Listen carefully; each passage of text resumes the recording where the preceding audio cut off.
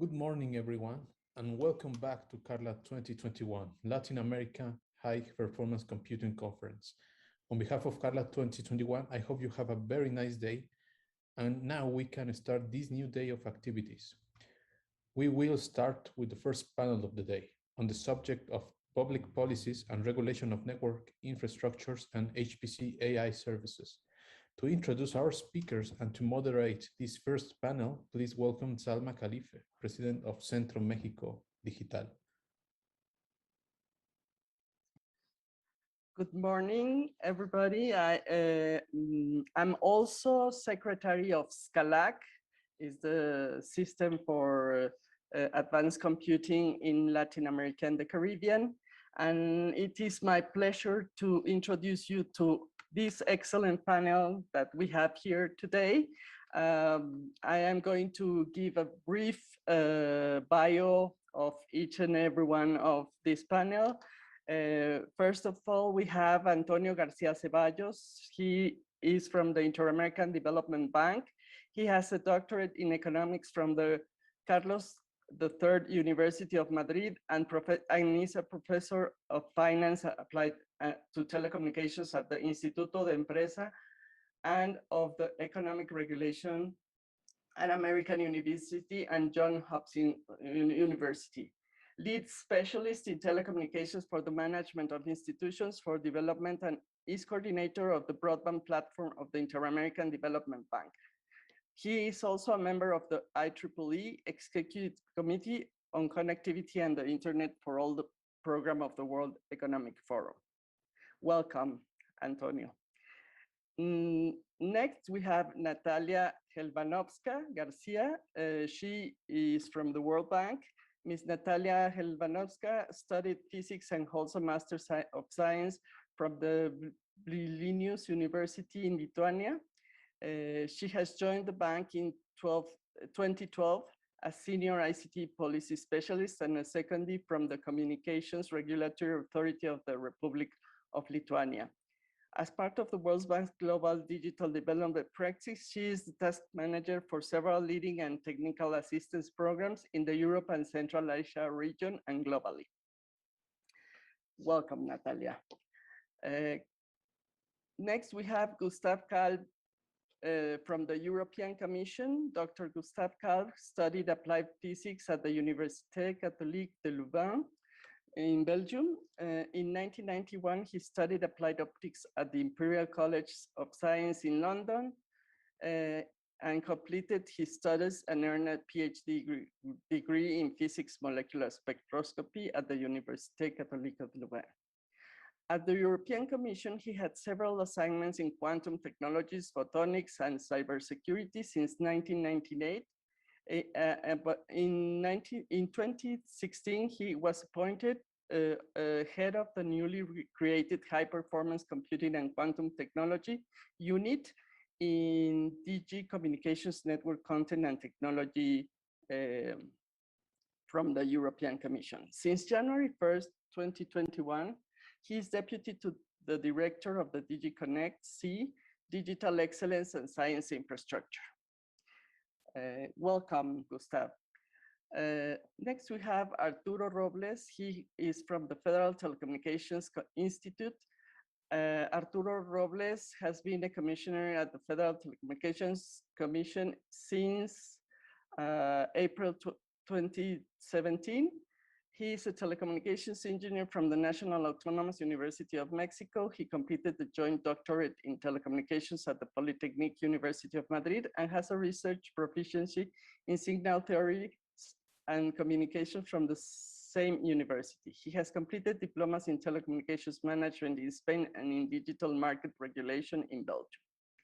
Welcome, Arturo. Alejandro Patiño is our next panelist from ECLAC, or CEPAL, as you know it in Spanish. He's an economic expert in digital technologies and public policies, interested in evaluating the impact of disruptive technologies in development. Specific experience in the design of digital agendas, regulation on telecommunications sector, ICT statistical data, project management, and public investment. Welcome, Alejandro. now I'm going to give an introduction of the panel. How are we going to follow the discussion?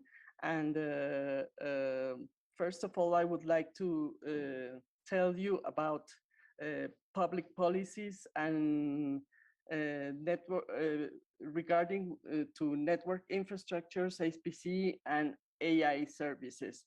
These network infrastructures, as well as the HPC and AI services, radically transform the way in which research and technological development are carried out in any field of knowledge, overcoming the limits imposed by distance to support a growing multitude of virtual research communities throughout the world. So the objective of this panel is to provoke a dialogue between the different authorities of the Latin American and European region in the fields of science, technology, and innovation, as well as information and communication technologies, whose responsibility is the development of international and national public and regulatory policies. We will invite our panelists to share with us those aspects that in their experience have become best practices and successful actions in the construction of policies associated with critical infrastructures and services, in the adoption of technology, and in the creation of virtual research communities that respond not only to national problems, but even to regional or global needs to meet and to provide innovative solutions using these critical infrastructures.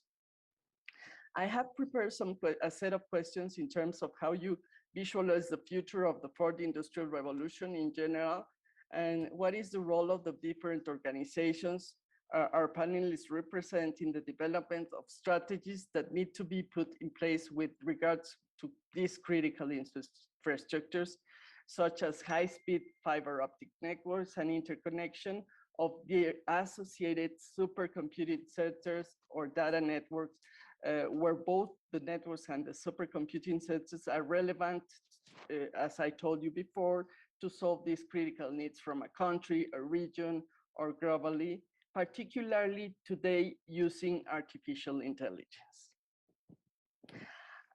So now we will start with the session of certain questions that I have prepared for the panelists.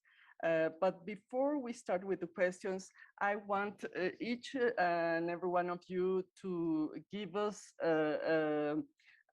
your starting points of discussion on these public policies that are related to critical infrastructures, and how do you see them in a perspective of how the Latin American region and the Caribbean can develop a community that would be helping the governments, helping the academia, and helping the society to resolve those critical problems and needs from the region, such as health,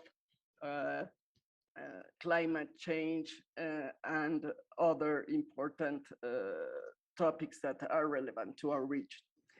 So first of all, I would like Natalia to start with her thoughts. Natalia, please. Thank you very much, Salma, and good morning to everyone. Really pleasure to be here. Very pleased. Thank you very much for inviting. You know, to begin, and I know we don't have a lot of time, but I still would like to take an opportunity and maybe zoom out a little bit on this whole issue we're discussing today. Why this infrastructure we're talking about is so essential.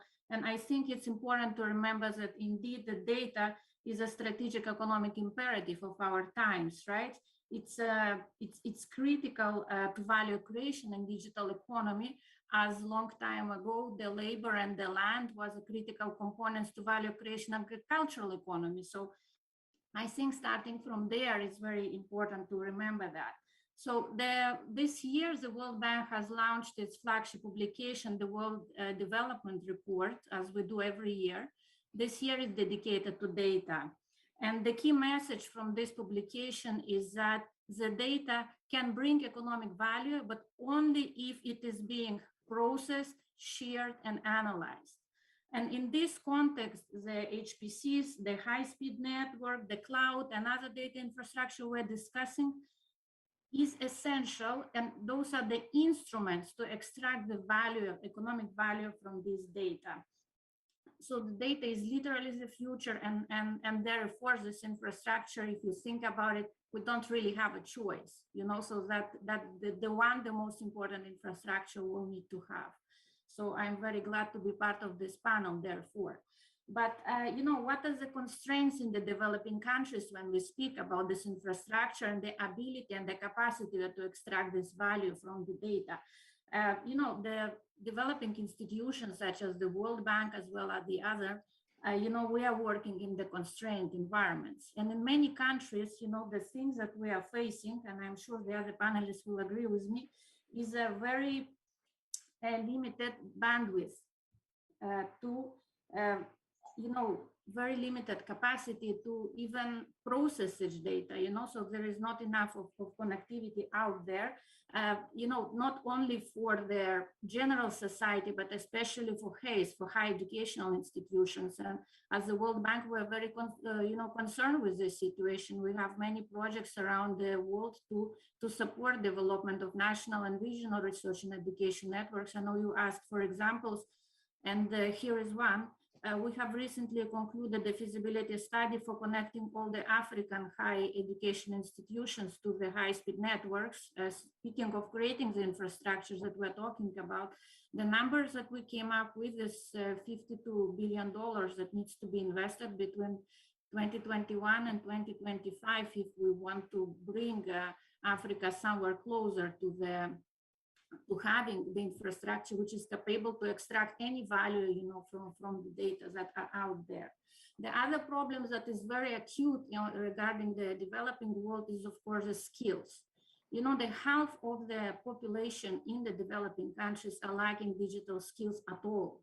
They are that half that has basic digital skills, you know, majority of them don't have any sort of advanced digital skills, nothing close of artificial intelligence or machine learning skills. And in this context, you know, the shortage of AI talent even more acute among the women who are highly underrepresented, you know, in those fields.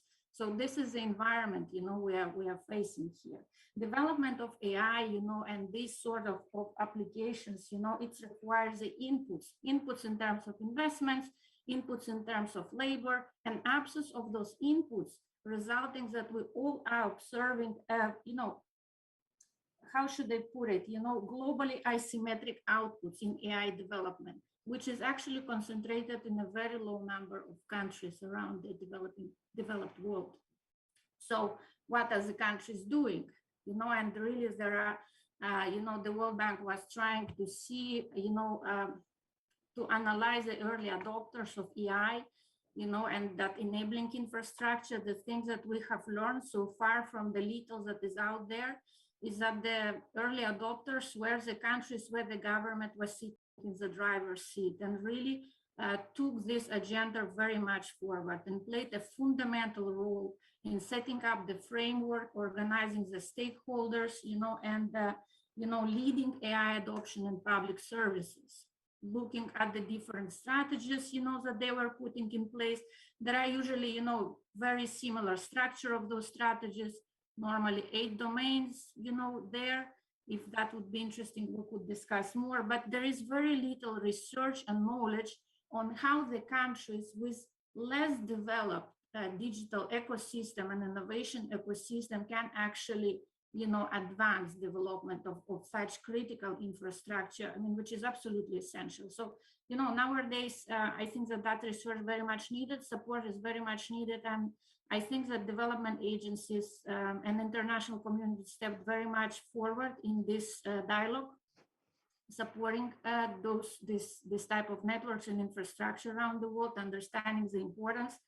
And we hear the birth of new terminology even. We're not speaking only about the digital divide, right? We're speaking about the AI divide. We're speaking about the cloud divide, you know? So you know, those things are exacerbating, and I think it's important we're having events like that and discussing about those important things and how the things could be helped along in the country. So very happy to be here. Thank you very much.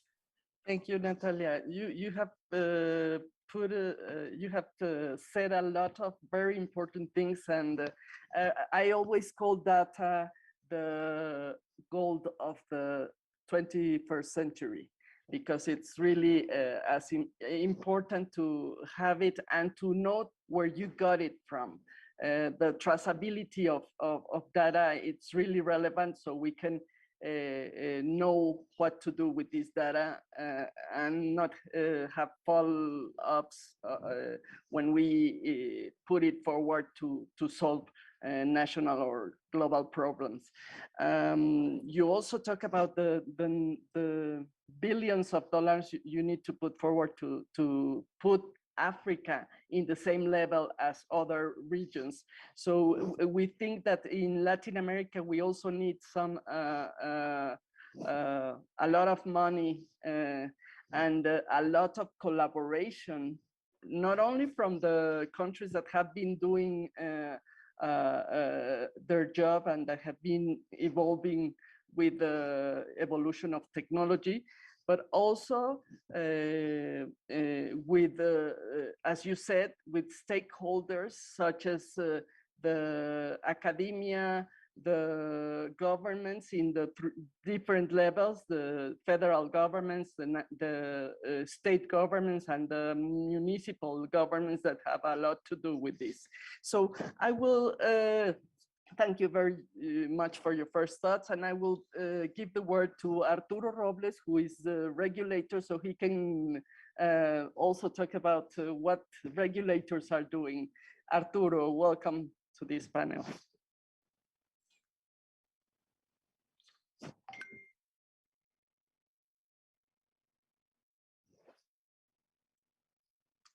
We cannot listen to you, Arturo. Well, I will give the word to Gustav. Gustav and Arturo, if we can prepare for the next round. Gustav, please give us your starting points.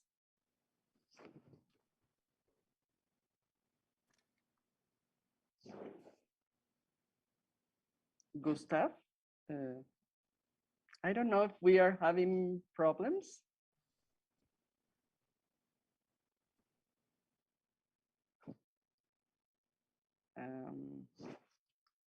What should I do? Let's continue with Alejandro. Hello. Alejandro. Yes. Okay, fine, excellent. So first of all, thank you for the invitation to ICLAC to share some of the work we have done on these issues. Hello to everyone on the panel also. It's a pleasure to be here again. And I have some slides that I would like to share with you to give some context for the discussion. So I'm going to share the screen. Okay.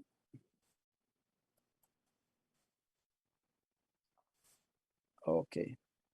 Hopefully you can see the slides. Okay. Yes, they're okay. Well, first of all, obviously there is a digital dimension on LAC's recovery. We have been tremendously hit by the crisis of the pandemic, and say that it was the worst recession in 120 years for the region. Even though in 2021 LACs will have a rebound, it's going to be mainly due to statistical issues and obviously the short-term aids and conjunctural aid that governments have given to people. Nevertheless, there's nothing to anticipate that the low growth dynamics prior to the crisis would change. For example, in 2022, of 33 countries in the region, 19 will not have recovered their 2019 GDP. So obviously there is a huge importance to boost productivity through innovation and new technology. And I think that's a key issue that gather us here today. We can also cannot deny the importance that digital technologies have through the pandemic. We have also seen that digitization accelerated during this crisis. We have various data that also corroborates this. For example, between March and 2020 and 2021, national traffic grew 47% in LATAM compared to others regions. For example, Europe 15%, Asia Pacific 32%.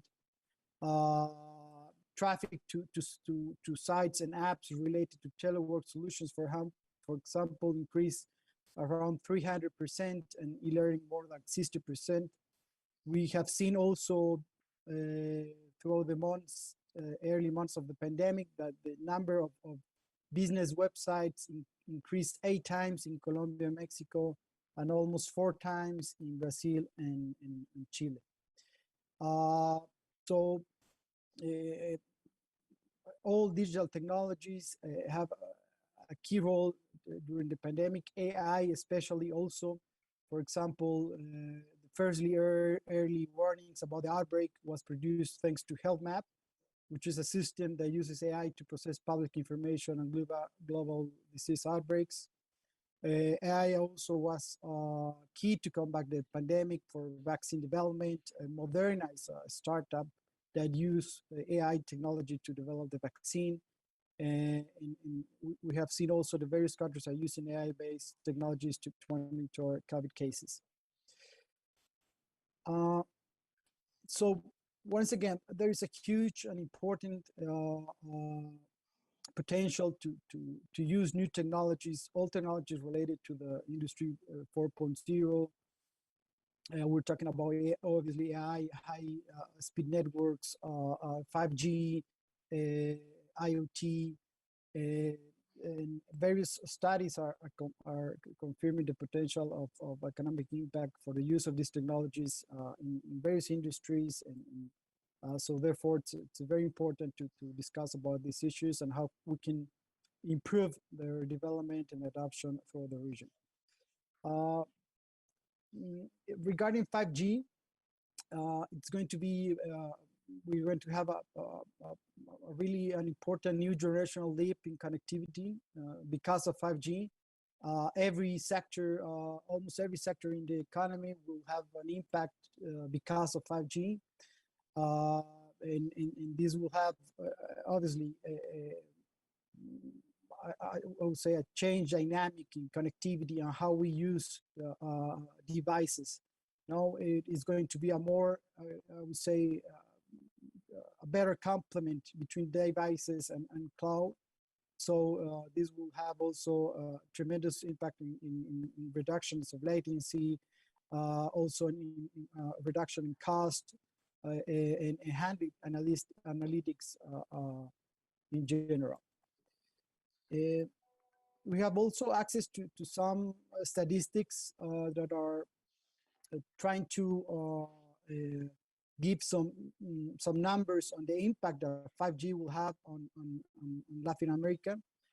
Some scenarios are talking about for the countries that are shown in the slide, around 2030 to around $300 billion for the GDP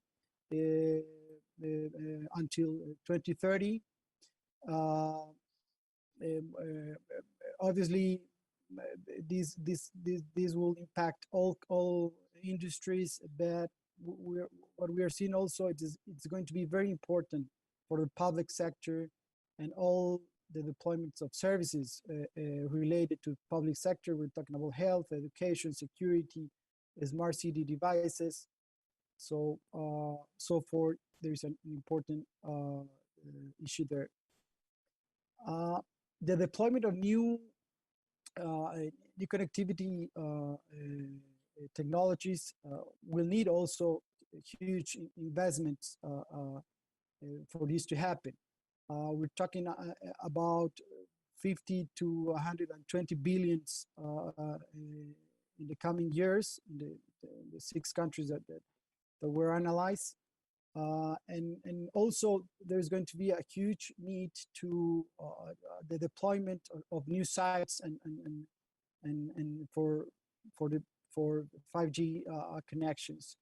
We're talking about 3 and 4 times the number of sites of those existing in 2018. So this will also require various changes on administrative procedures to ease the deployment of this infrastructure. Nevertheless, there are still several challenges in terms of policies linked to connectivity. And we're talking about here national broadband plans that right now in most countries in the region are still very general. Access funds, we can say that also are under utilization. Regarding institutions, even though we have some countries in the region that have already ICT specialized ministries, more of the countries in the region have broader ministerial agendas that also have under the mandate ICT issues, which takes away the focus and priority of these topics. Also, we have still various issues to handle about the independence of regulators. Not all countries had independent regulators, or in some cases also we have to review the limits about the independence of the regulator, the budget dependence of the regulator, how governments have also the authority to appoint the agencies, authorities. And also at local level, there's various issues that has to be taken into consideration, especially regarding site authorization for the deployment of infrastructure. We have seen also some countries that are having some improvements in this. Brazil or Colombia have already some legal framework to ease the deployment of infrastructure at local level, but we still have some other issues to handle. There is also an important things that needs to be taken into consideration, which are sectoral level agendas regarding obviously innovation, but also the adoption of new technologies. We have seen also that countries are developing digital agendas in agriculture, industry, education, and health, but we have also various dynamics between how these agendas are linked to the national digital agendas and basically the maturity of these sectoral agendas, which are right now very important to deployment of new technologies within the Industry 4.0. I would like to close by highlighting what Natalia already told, that even though we're talking about the deployment of new technologies, about innovation, it's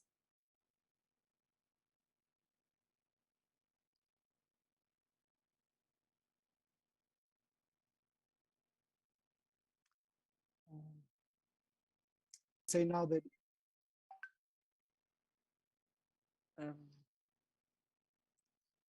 Alejandro, I'm not listening to you.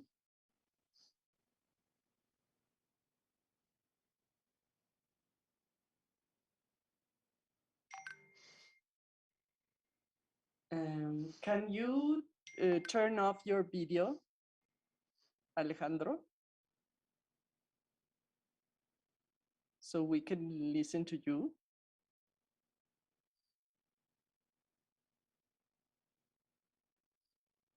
Okay, we lost Alejandro, but I think he was giving his final thoughts about the way countries have been building out their national digital initiatives. So I want to, oh, sorry, I have my video off. I just wanted to point out that, as Alejandro mentioned, there is no specialized ministries related to what we've been seeing evolving as disruptive technologies. So sometimes, for example, with AI or with other disruptive technologies, we don't know if they should fall under the Ministry of Science, Technology, and Innovation or under the Ministry of Communication. So particularly also the role that the regulators or independent regulators need to have in each country in order to tackle and discuss these issues within their responsibilities. So we have here Arturo Robles from the regulator of Mexico, which is a very successful regulator throughout the world. And Arturo, I will give you the word so you can give us some starting points. Arturo. Salma, do you hear me now? Yes, yes. Thank you, great. Thank you, Salma. Good morning or good afternoon, everybody. I really appreciate the invitation to participate in this panel to the Instituto Federal de Telecomunicaciones and from the University of Guadalajara. And as you know, we are the national regulatory agency for telecommunications and broadcasting, and even for economic competition. But we are also the provider, or we are also a key element in order to lead and to foster the digital transformation in Mexico. And as you know, digital transformation could be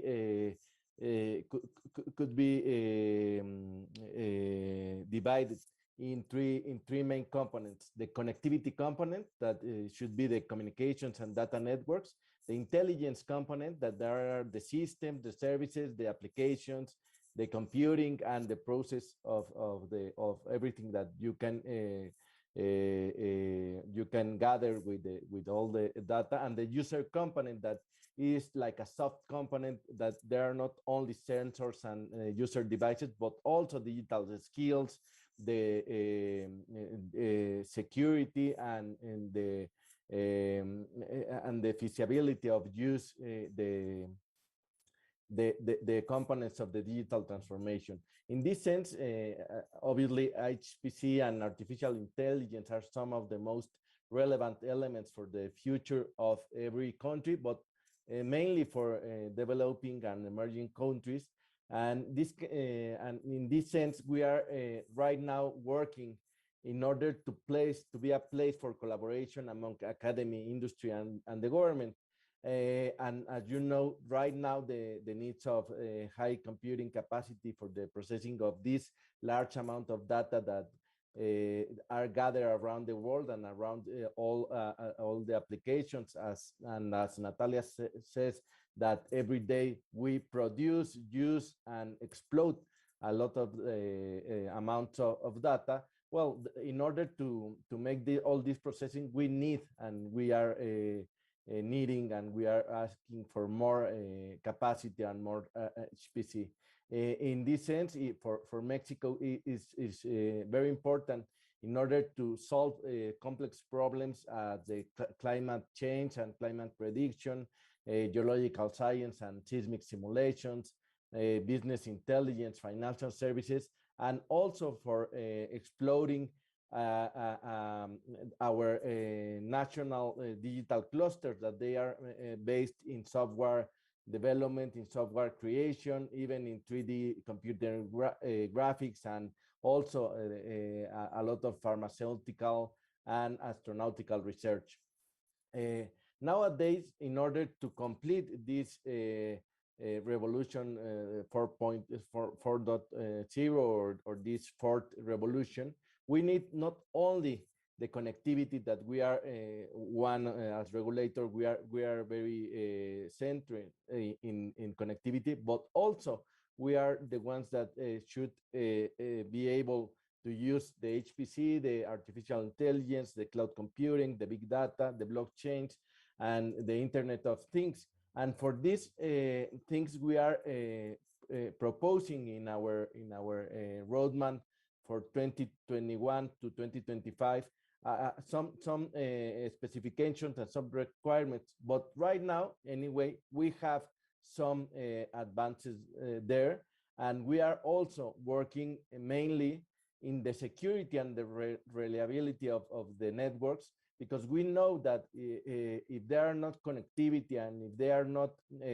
secure and reliable services, even the people have the coverage, even the people have, if it's accessible or if they is feasible, economical feasible to get the service, and even if they know how to use it, if they do not trust, or if they do not have the reliability in order to know that the financial service or even a social network or even e-commerce application, if they do not have the trust to use it, they will still in the other part of the digital divide. Anyway, in specifically for artificial intelligence and for HPC, we are working in IoT equipment specifications, in large processing capacities guidelines, in order to provide a framework, a regulation framework, in order to let all the universities, the operators, and the researchers to have access to this kind of HPC. Just for example, in some years ago, in 1923, we were placed in almost the 250th place in this top 500 register of supercomputing equipment, when we have 1.33 gigaflops with the Cray computer at the UNAM. And right now we are not even in this top 500 place. The most powerful computer right now is 0.5 petaflops in Mexico, and there are specifically at the University of Guadalajara in the Center for Data Analysis and Supercomputing. But this, when you compare this with other nations as Japan or as China, or even some emerging countries, we have a very lag there, a very divide there between the capacity of computing. So right now we have made some guidelines in order to have more IXP points here in Mexico, and also for the infrastructure sharing, because we know that we need a lot of investment here in Mexico in order to provide this kind of capacity. You were talking about money there. How much money do we need in order to place in the same place of other regions? And just for connectivity, and probably a lot of you know that, we need $14 billion just to connect all the people. And that's just the connectivity layer. They do not include this intelligence layer that includes systems, supercomputing, cloud computing, and artificial intelligence. They do not include it. So right now, we just for the connectivity, we need $14 billion in order just to connect everybody here in Mexico. So these figures, these numbers tell us how the size of the challenge, but also what can we do there, that is to take advantage of the things that we already have, that is We have a lot of people interested in technology. We have some capabilities in specific sectors, in the specific fields. And for Latin America, we need to take advantage of what we have and not starting at zero.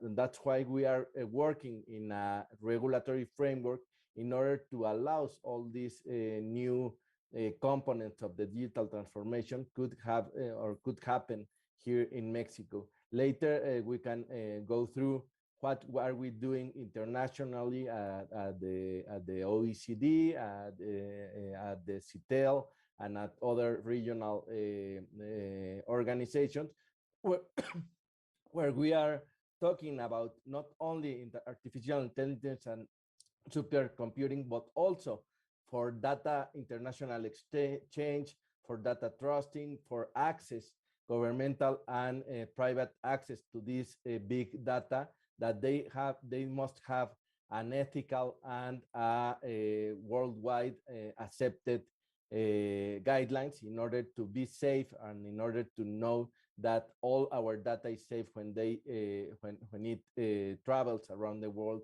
and when it cross borders and when we use it with specific applications.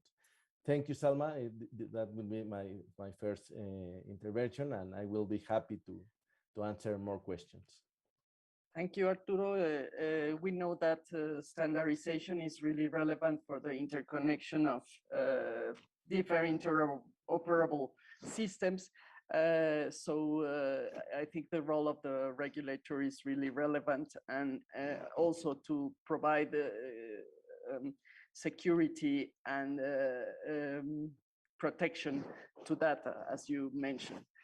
We will ask Gustav to give us his starting points. Europe has done a very good job in providing the framework and also in doing things. So Gustav, if you can share with us your starting point. Hello, I hope now you can hear me without difficulties. Yes, so, thank you. For giving me the opportunity here to shed some light from the viewpoint of the European Union with respect to digital infrastructures and how they're used. I mean, a number of the speakers before me have mentioned that data is the gold of this age, or the oil of this age. I mean, this is something we definitely share. And it will not surprise you that the second largest priority of the European Union for the moment is the digital transformation of the European Union. Digital transformation for society, for industry, for science. It has been highlighted by a number of speakers before of how important it is to have the digital infrastructures, high performance computing, the connectivity, and so on. And we absolutely share those viewpoints. But we have taken in Europe action on this one. If you go back a couple of years from now, like 4 or 5 years, there was true recognition among the political leaders in the European Union that everyone, each country by itself, every of the single member states cannot master the challenge of the digital transformation by itself. Maybe there are 1 or 2 or 3 big countries that have deep pockets that could still say, okay, I can be self-sufficient, but money by itself is not the only issue. At that time, there was a clear recognition that due to the shortage of resources, due to the increasing demand of accessing ever more performant digital infrastructures, be it for computing like HPC, be it for making sense out of data like artificial intelligence or connectivity, cybersecurity. So there was a preparedness to team up and share the resources, not only financial resources, but also competences, knowledge, and data. So for the last few years, you will see there has been a huge transformation in the European Union, where bringing the different member states together first by sharing the funds, we are now building up a world-leading HPC infrastructure. that is interconnected with high-speed networks that will go up to the terabit. We're connecting this to all the data repositories that we have, be it from scientific data, be it from industrial databases, health data. I mean, we're now really trying to make all this data connectable and exploitable, of course, by preserving the privacy and the security of the data. But we're also building the networks of competences, sharing the applications, sharing the skilled workforce, helping us on the training, so that each region in the European Union can take advantage of the full portfolio of digital services, of digital infrastructures. We made the assessment 4 years ago, and the business case of being owner of a part of a very fast and very performant infrastructure is far better than being the sole owner of a far lesser performant infrastructure. I mean, it's the mathematics add up quite easily, and therefore you will now see in the European Union a couple of the fastest high-performance computers being put into operation, which is co-owned by the European Union and some European countries, each putting a certain amount of money, having a certain ownership, but even this partial ownership has a positive business case. Now, of course, we're not alone in the world, and we share around the globe quite a number of similar challenges: climate change, disaster prevention, fighting the pandemics. Have been very clear use cases to team up with other regions of the world. And it's not since yesterday that this is happening between the European Union and other regions of the world, and particularly with Latin America. Just to highlight that not so long ago, we inaugurated the famous Bella cable, linking the American continent to Europe, where we hope that this is now really the starting point for a more profound cooperation in the digital transformation by sharing computer resources, sharing applications, sharing the data, and sharing the knowledge, so that we can really reinforce us where it's necessary and compensate the weakness that we might have on one or the other side of the Atlantic. I will close my short introduction by saying that I'm quite happy that we have this platform where hopefully we can use it to deepen the relations on the digital transformation between the two continents. We have made some promising start in a number of areas, and I hope that we can expand them in the future. Thank you for your attention.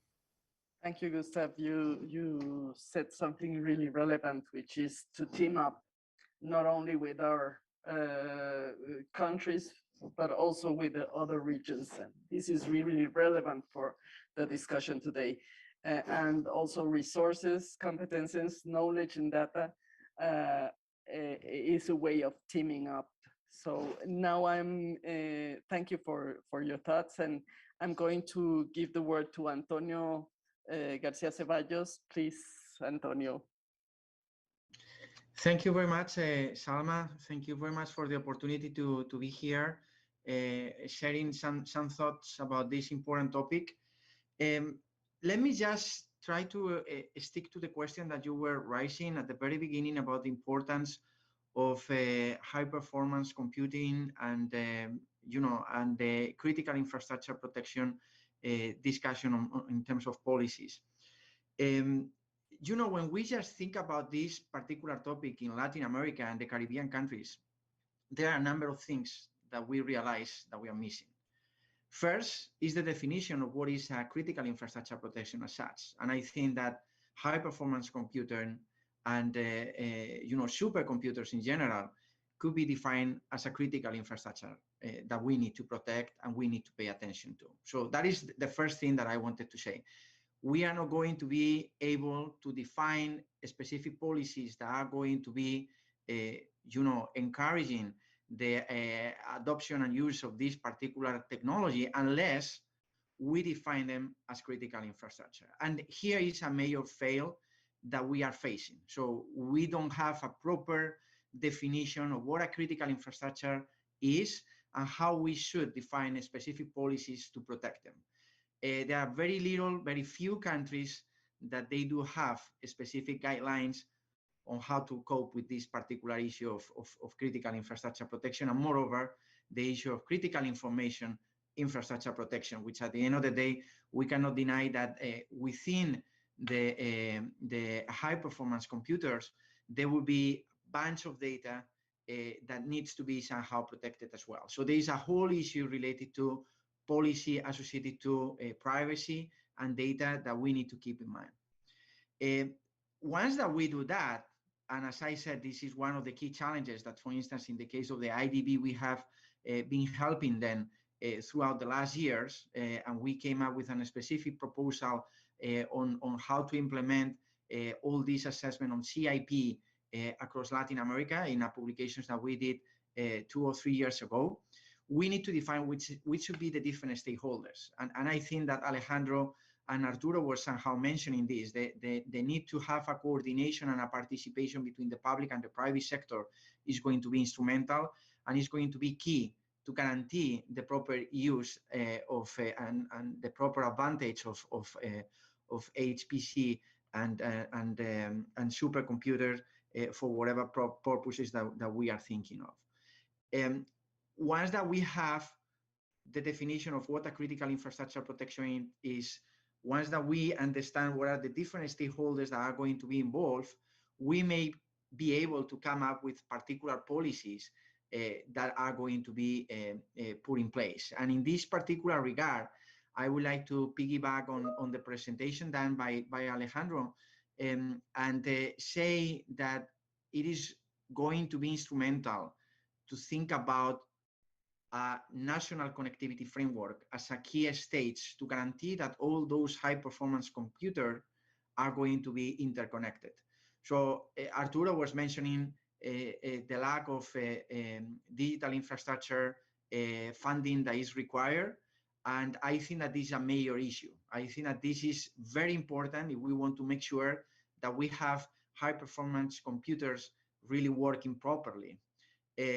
So having a look at the digital infrastructure to have them properly interconnected and have them really take advantage of all the adoption and applications that can come along is going to be also a very important thing. And my last thought on this is very much focused on what Natalia mentioned about digital skills. I think that, you know, sometimes we are thinking that the solution is just to have up there the infrastructure, whatever is the infrastructure. And here we are particularly talking about high performance computer.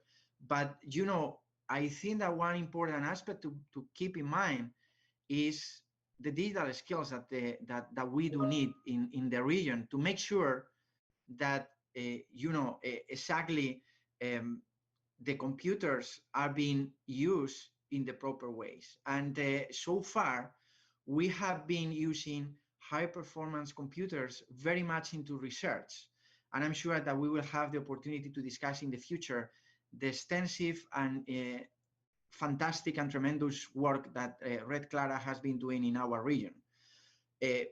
Using high performance computers with research purposes is something that we have been doing. Having the infrastructure that is going to be deployed little by little with the support of the different multilateral development banks, but also with the support and encouragement from governments is going to be instrumental.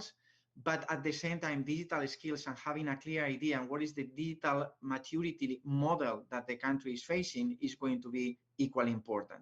So we cannot be talking about high performance computers when we don't have people really understanding the concept, really understanding how to take advantage of those supercomputers. So to do that, we will need to understand what is the digital maturity that the country is having, because in here, one solution doesn't fit all. And I think that at those times, when you were precisely leading the SCT in Mexico, you know, you can just set up the foundation of how a digital skill program may look like. And this is something that, for instance, in our case, in the case of the IDB, we have been taking as a reference. So supercomputers, digital skills is going to be very much linked and tied together. Last but not least, as I was saying, we are moving, we are experiencing a huge transformation of the whole society because of the COVID, but also because of the the new technologies that everybody is having access to. So as I was mentioning, we are moving probably, or we are going to be moving from proper use of high performance computers related to research to high performance computers that can take advantage of all the big data that is collected through different sectors and have them applied, for instance, in automotive industries for autonomous vehicles that are precisely taking advantage of all that information for more efficient solutions related to the automotive industry, or for cartography, or for any other sector. So I think that high performance computers are called to have a very major and very important role in Latin America, but we cannot deny that there is a number of challenges that we had to overcome at the same time. One of them is precisely the issue of infrastructure. Another one is the issue of policy and regulation. Another one is the digital skills. And another one, as Arturo was mentioning, is the need of financing and funding to make sure that everything is working properly. I just stop here, and I'm sure that we will have the opportunity of discussing deeper on this. Thank you once again for having me here. Thank you, Antonio. Well, you said it very clear and sound. We need to define first what is a critical infrastructure. And I think that there has been at least one country that has done a very good job on this, and this is Brazil in our Latin American region. And they have put forward public policies and regulation in order to develop a strategy to build upon these critical infrastructures.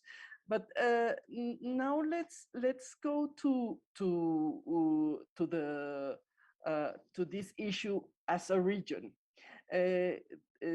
I'm going to ask you, some of you, what do you think does Latin American and Caribbean countries as a region, how they should invest in the deployment of HPC supercomputer infrastructure? I'm going to ask Gustav because I know the European Commission and the European Union has done a very good job in building out, as Gustav mentioned before, a collaborative critical infrastructure in Europe. I will also ask Natalia and Alejandro if they can give us some thoughts on this. How can we build it?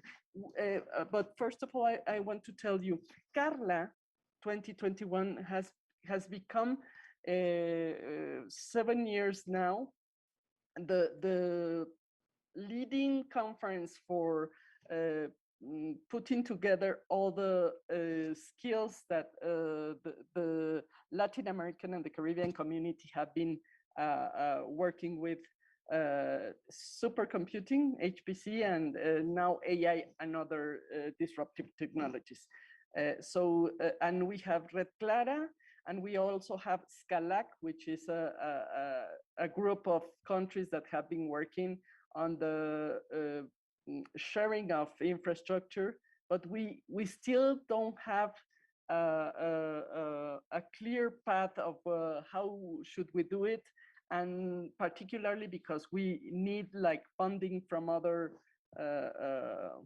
perhaps from our governments when they are aware that critical infrastructures are relevant, but also from our international organizations that can help us build a solid and a strong infrastructure. Please, Gustav, if you can tell us about how can we build this infrastructure? What have you done well that we can use as an example?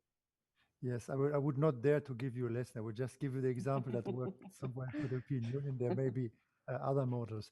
But let's say the basic is the same as we had and have in Europe. I mean, you have in your region brilliant scientists and engineers that need access to world-class data infrastructure, in particular high-performance computing. Single country probably cannot make available all this infrastructure. And either you look for the capacity outside your region, but then you run risk that your data is processed outside your territory under conditions that you're not controlling, and there might be a loss of data. But also ultimately, your most intelligent people might leave your region to go where they're closer to the computing sources. So that's why in Europe, we're convinced it is essential to have the HPC capacity available in your own territory, not only from the performance level, but also in the number of cycles that you can make available, so that most of the users, if not all of them, can get access to world-class infrastructure whenever they need. There's also another value that around the supercomputing centers, you create a full ecosystem of competences, of service providers, of industry, of SMEs that are using it, that are becoming part of the full ecosystem. And I don't see any reason why a region like Latin America, we have so many cultural and political ties, there should be unsurmountable obstacles of not pooling your resources together and also acquire together a couple of world-class HPC machines, connect them with your big pipes of fibers, and then share the data, share the competences, and jointly access a jointly owned high-performance computing infrastructure. Thank you, Gustav. Natalia, what are your thoughts? You know, beyond that it will need to be done one way or the other. You know, I think that here's the key will be a couple of things. You know, to start with, you know, this needs to be high on the political agenda, not only of individual countries, but of the region as a whole. You know, so there should be a shared agreement on the importance of that, you know, to start with, and commitment to this. Second, I think very important things is the trust around data processing, sharing cross-border transactions, things like this. The Europe has overcome that through the, you know, shared regulation on GDPR, which was basically the regulation in European acquis means that it's directly transposed into the national legal system. So all the EU countries has exactly the same, you know, data protection framework, which is essential for the freedom of, you know, free data flow between the countries, you know, and that includes also, though I trust, let's say, the Lithuania trust the Czech Republic, and, you know, things like this. So that is something that will need to be figured out in Latin America and Caribbean region, you know, so that you can enable the flow of data around the region, you know. That's very important, you know, because everything looks nice, all those regional cloud initiatives looks nice until the moment when countries need to sit down and understand that they cannot have the, you know, the supercomputer, you know, in each country, you know. So Okay. that is something that will need to be figured out by the countries, you know, and there are lessons around the world how this was done. Europe is one of those lessons. I think it's important to look into this and to take what fits best the region. The third is that this free data flow, you know, as you know, Antonio mentioned and many others here, you know, is that you need the pipes. I mean, the scientific, you know, requirement for data processing, we're talking about the terabytes of data, you know, it's not just emails, you know, it's a crazy amount of data. So this cross-border interconnectivity, hyperconnectivity across the region is the key. Understanding the requirements, the technical requirements for that, commercial, you know, feasibility of that, what we are talking here. And I mean, that is the key. And of course, you know, the multilateral development banks, you know, they understand the importance of that agenda, you know. So we are your partners in this.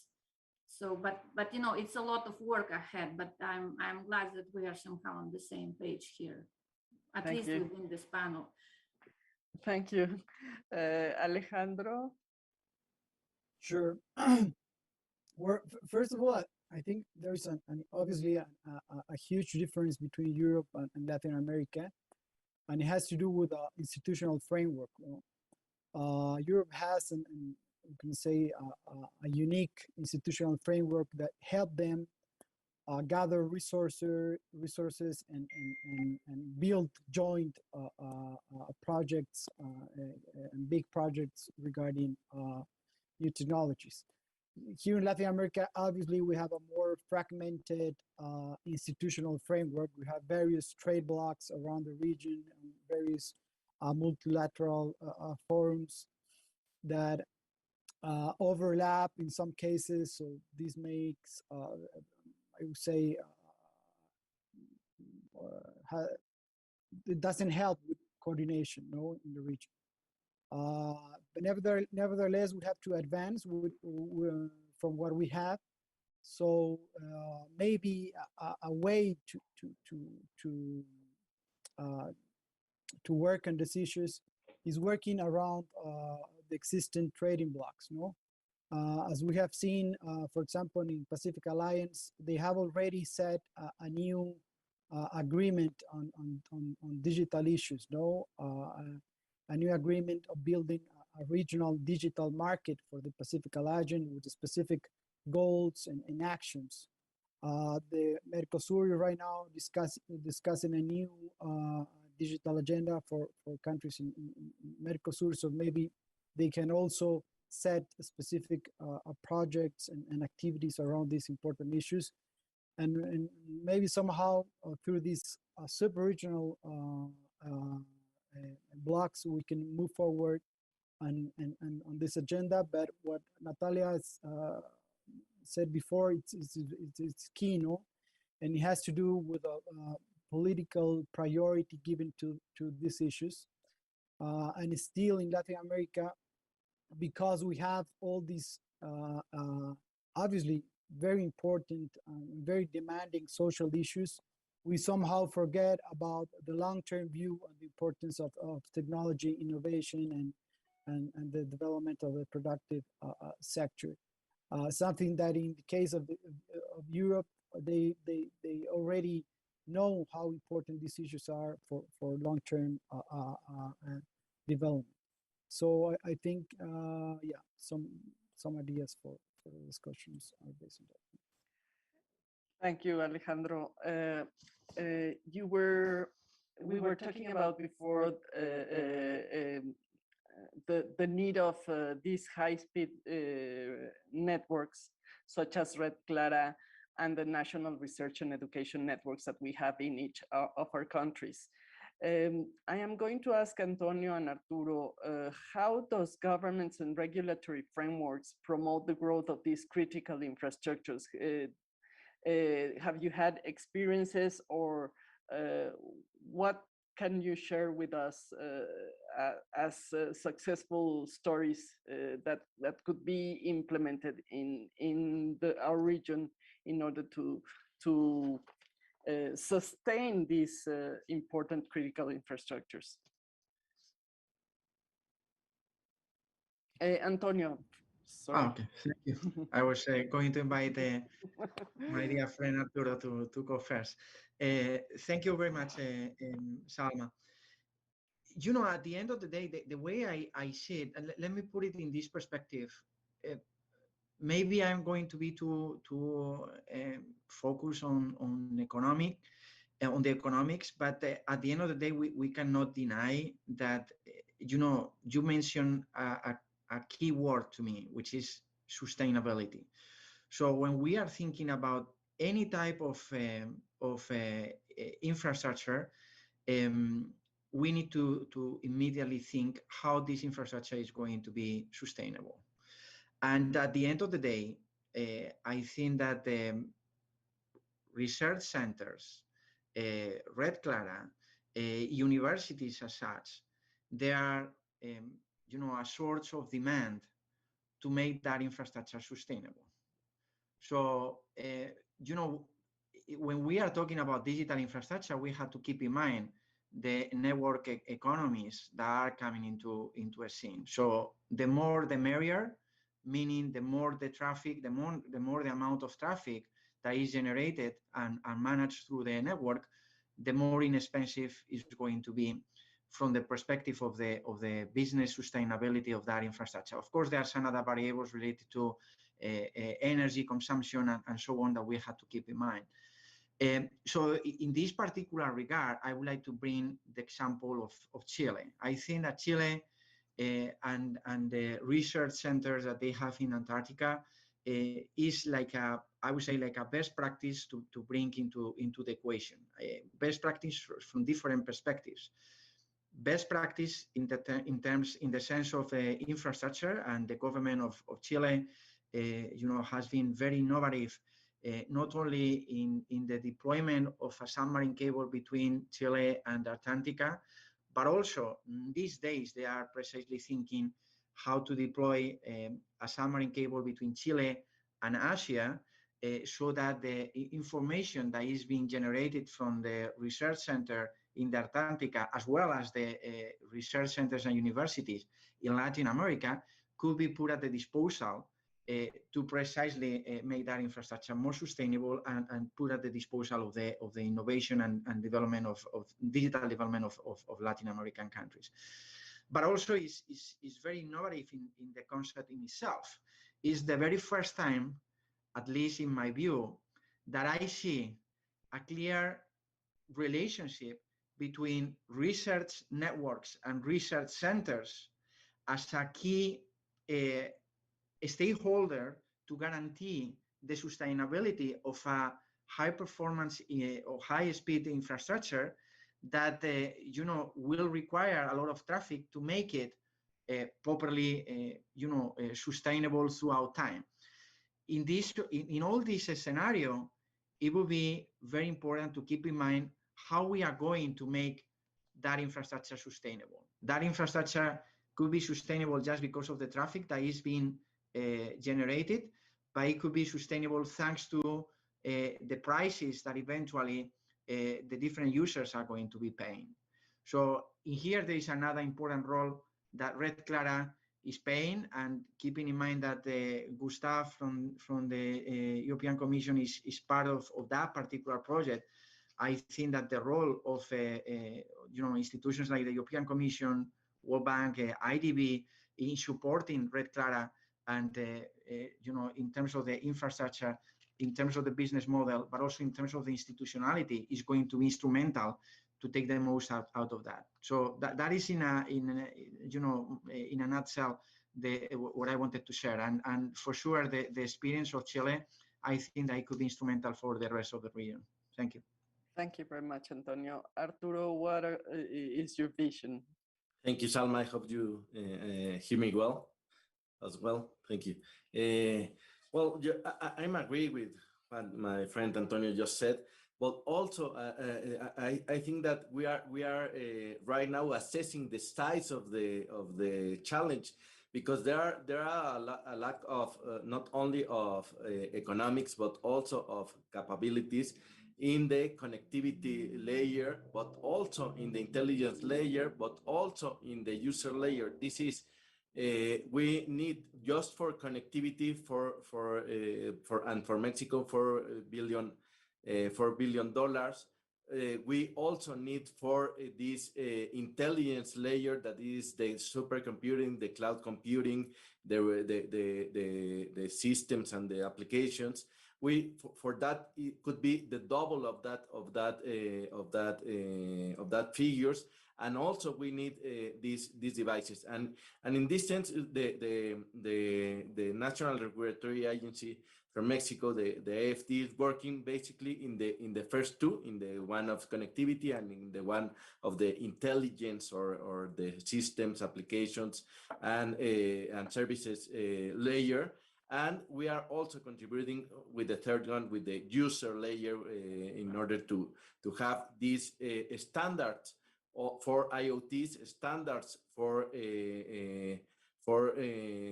the networks, and the standards for the security and for the data transfer.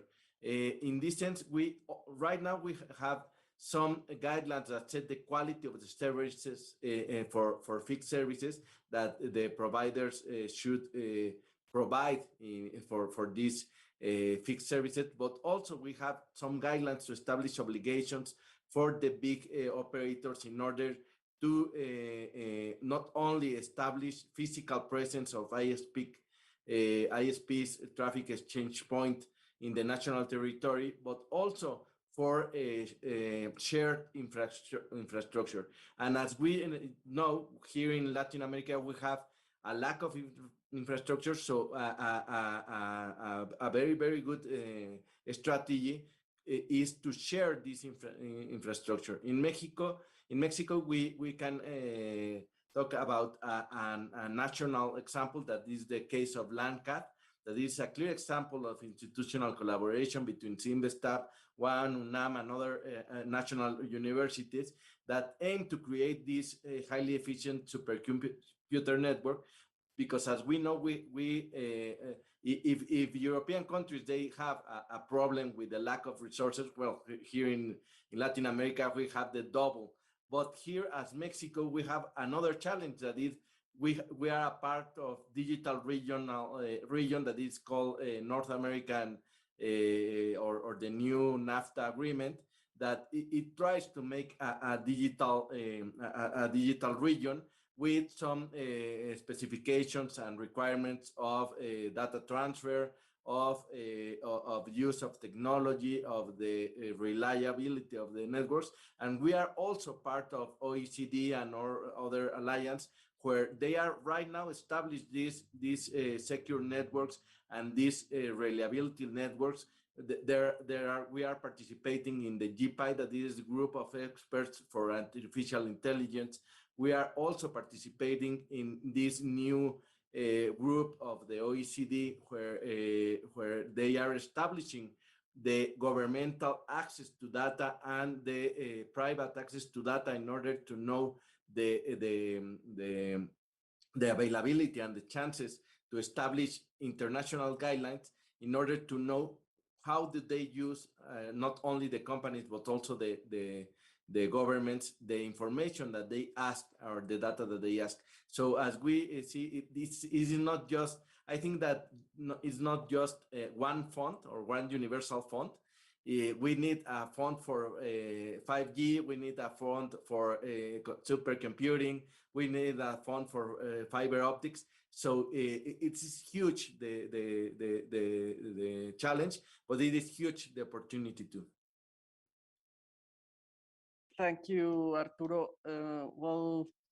Talking about funds, I would like to ask the other panelists, how do countries, regions, we have a participation from the majority of the countries, researchers in Latin America and the Caribbean, and they would like to hear from you, how can they access funding from your organizations to build and maintain critical infrastructures?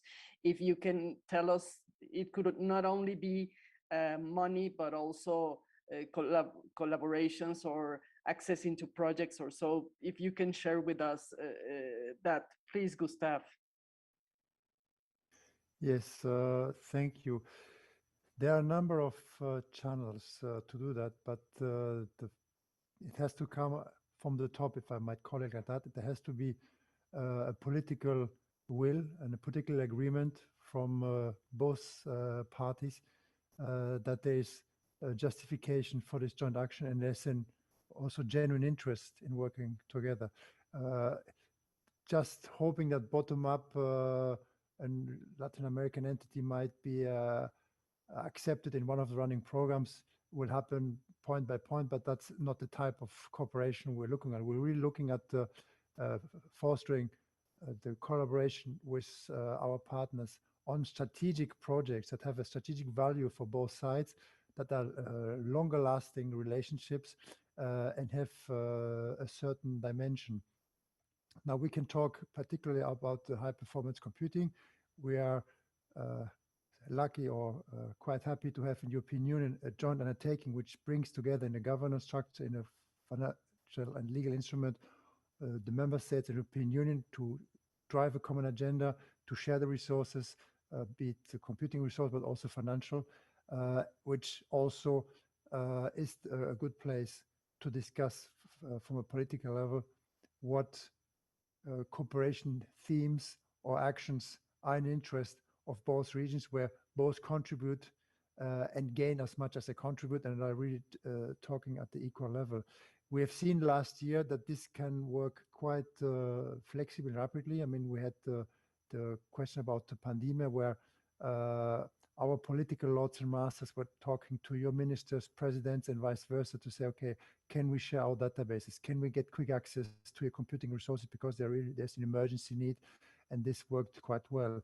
So based on this good experience, the question is, why can we not now identify other areas of cooperation? But let's say the request should come from the top, because that's the only way to ensure that we're really getting both sides as much out as we're putting in, and we're addressing strategic interest, and not just a one-off small research projects for a couple of million and then that's it. Okay, thank you very much. Good point. Natalia from the World Bank, what can you share with us? Well, you know, I think that pretty much in line with what Gustavo has just mentioned, you know, I think the identification of strategic projects, you know, is the key, and not only on the national level, but if those could be regional, you know, even more important. You know, we have a experience in implementation of big regional projects around the world, you know, transport, energy, you know, that could be one of such projects, you know, placed somewhere high. You know, and Antonio, I'm sure, will complement, but the framework and the way we work with the countries is through the ministries of finance. The instruments are known to those institutions. I think it's just making sure that those projects make it to the top of the national priorities. And then, of course, there are numerous opportunities in terms of financing and international expertise. And our development agencies are, you know, happy to discuss and to engage in those conversations with the countries. So I will stop here. Thank you very much. Thank you very much. Antonio, please. Thank you, Salma. You know, I think that even though I have to say that in the case of Latin America, as you were mentioning, probably the case of Brazil is the you know, the more significant one, and as I was mentioning before, probably the experience that Chile is bringing and hopefully is going to be bringing. I would tell you that I haven't seen any specific program financing by the bank on this particular matter. However, you know, we will love to have a specific program with a particular country on this particular topic. You know, at the moment we are financing programs related to infrastructure deployment in countries in Central America and the South Cone. And I'm sure that probably the next level of programs that we will be looking at, it will be precisely on how to take advantage of those infrastructure that we are financing at this moment in time, bringing precisely this component on supercomputing or moreover, I would say applications, big data applications that the supercomputers may bring just to take advantage of that particular infrastructure. The different tools that the bank is having at this moment in time, it could be either policy reforms, and we were talking about the need to have critical infrastructure protection policies and regulations. So this is a particular area in which we are providing supports, or direct financial investment to particular countries through sovereign guarantees to finance this type of infrastructure and everything that is coming along as well. So very much looking forward, and let's see how things move on, you know. Thank you. I would like to add, Alejandro, in this discussion, to see how ECLAC would be of help to the region. Sure, sure, Salma. So ECLAC organizes various policy forums, multilateral policy forums. One of these forums is the Ministerial Conference on Information Society, which gathers the ICT ministries of the region more or less every 2 years, where we set a list of policy priorities for the region. And among those priorities are obviously the topics that we addressed today. In this policy forum, Red Clara has been participating over the years. And I think that from our organization, we need to have a better collaboration with Red Clara and other research centers to try to bring to these policy forums these issues, try to highlight the policy relevance of these policy issues, try to build joint efforts and projects, and also link those to financial institutions. So I think that could be a role for ICLAC. Thank you very much. Well, we have only 4 minutes left, and I would like to, we have a question from the audience. I would like to put it forward, so if anyone would like to answer it. Francisco Aldama is asking, what are the main indicators we should be generating and looking at in order to understand and compare the advance in HPC and AI services among countries? Does anyone from the panel wants to answer this question?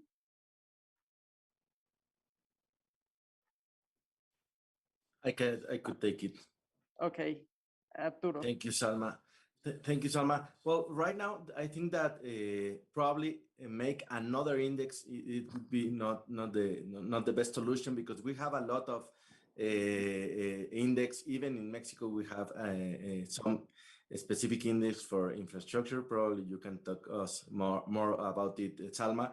But I think that a very, very good place that is all the information right now about different AA policies and AA best practices.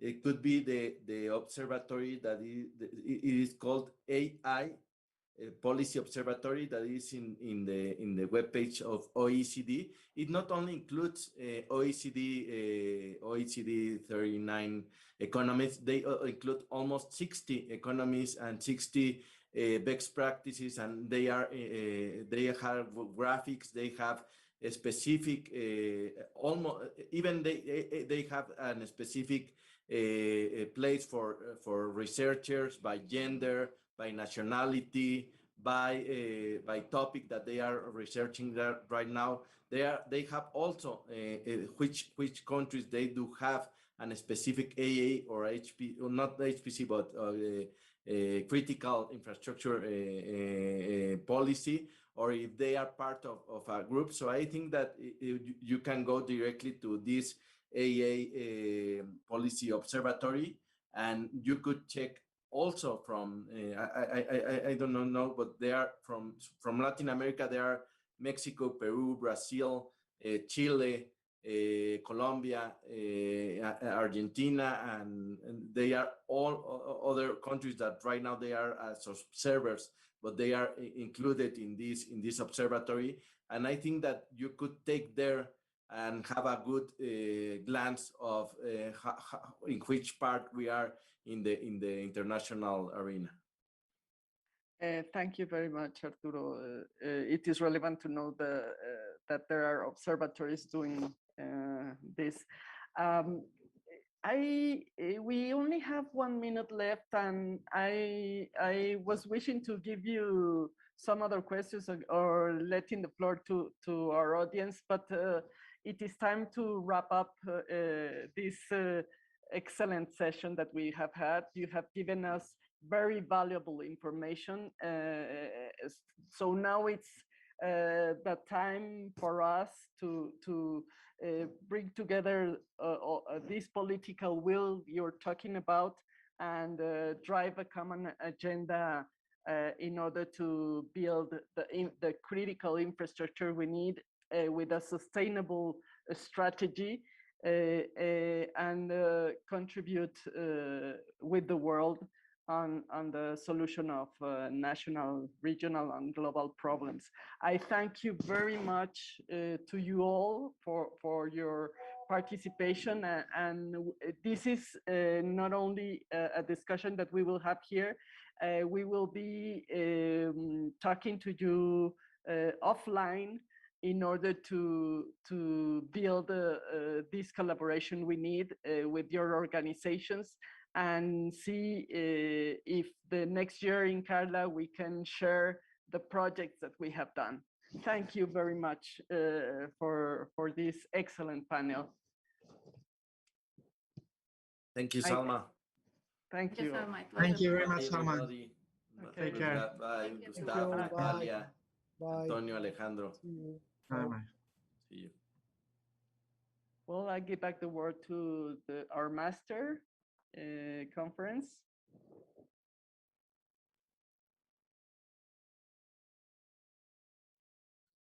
Thank you all. Excellent session and great discussion. We thank you for your attention, and we invite you to stay connected. Remember that you can also follow the conference on the webpage carla2021.org or on our YouTube channel. Having concluded this first panel, we now continue with our keynote talk, presented by Professor Frank Wuterbein, entitled Towards a National Research Platform that Federates All Academic Cyber Infrastructure in the USA. To introduce our keynote speaker and to moderate this keynote talk, please welcome Dr. Isabel Pedraza. Thank you very much for the microphone. It's a real pleasure for me to introduce our speaker in this session, Professor Frank Wuterbein. He's currently the interim director of the San Diego Supercomputer Center. He has been the lead of the distributed high throughput computing at San Diego Supercomputing Center and the executive director of the Open Science Grid, a national cyber infrastructure to advance the sharing of resources, software, and knowledge. He is also a physics professor at the UC San Diego and researcher in the experimental particle physics.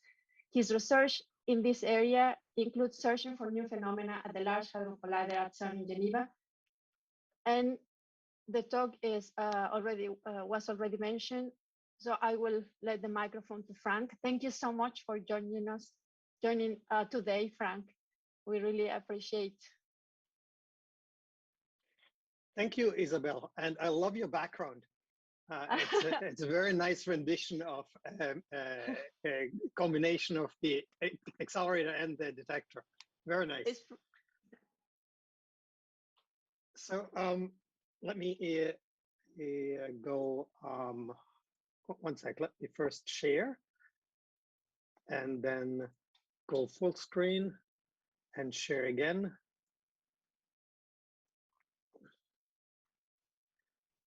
And I think you should be able to see my slides now. Yes. And you can see me move them back and forth? Yes. Okay, I will be talking about, and Isabel, can you give me a time check at some point, maybe halfway through, just so that I have a sense? Okay, halfway, 10 minutes before or at half? 10 minutes before is fine. Either, okay. Even both is good, because of course I'm unorganized. I didn't bring my watch with me. I will give you. Okay. I will be talking today about a little bit of a part vision, part how far we got with this vision, and it's the goal ultimately is how do we build a national research platform that federates all academic cyber infrastructure in the USA? And you'll see that we have multiple examples how to federate cyber infrastructure across institutions. And so the goal to federate all isn't completely crazy, even if it sounds crazy. And I'll talk about how far we've gotten and what I perceive as the biggest challenge that remains.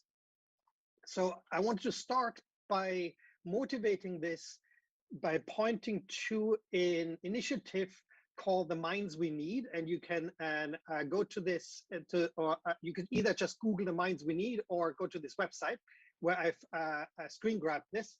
And because the Minds We Need initiative is the best articulation of why we want to do this and what we want to do.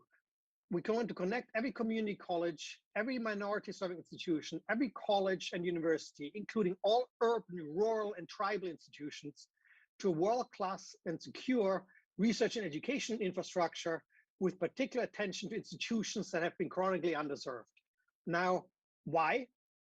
Because ultimately, we want to engage and empower every student researcher everywhere with the opportunity to join collaborative environments of the future, because ultimately we cannot know where the next Edison, Carver, Curie, McClintock, Einstein, or Katherine Johnson will come from. In other words, it is while it is equity and inclusion is fundamentally the right thing to do, more importantly, maybe even, it is the right thing to do in order to maximize human capital that we have and the impact that that human capital can have on society at large and science in particular. And this particular initiative was is a grassroots initiative that was motivated to focus on research and education networks. It has then led to ultimately the governments, both state and federal governments, actually doing something. In fact, the governor of California a few weeks ago announced an initiative of spending $6 billion on achieving this for California. And so there is an initiative in California at this point that actually has funding behind it to build high bandwidth internet out into every location in the state, including in rural areas, tribal areas, you name it. And so what I'm arguing is that once that's done, what's the next step? And the long-term vision is that networks is great, Netflix is great, YouTube is great, but that's not where we want to stop. Ultimately, you want to have an open national cyber infrastructure that includes open science, open data, open source software, and ultimately open infrastructure. And we want that kind of infrastructure to federate all of the hardware, software, data, people across all 3,900 accredited degree-granting higher education institutions in the USA. And what do we mean by open infrastructure? Is and this kind of infrastructure would build on both the initiative that I just mentioned in California, as well as the pending initiative in Congress in the US as part of Biden's infrastructure proposal. There is I want to say there's a $76 billion investment into networking nationwide to achieve what the governor of California has put his own money on, but for the entire USA. And so what does open infrastructure mean? What do I mean by open infrastructure?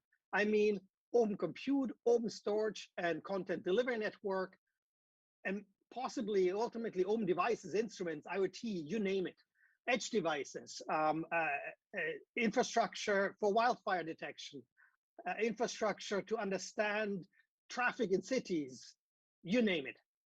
And the tagline for me is we want to build openness for an open society. So let me go into a little bit more detail about what I mean by open infrastructure. And I'm going to talk the next few slides about policy more than anything else. What do we want to accomplish with such a thing in terms of policies? Is first, let me start by pointing out the power of sharing.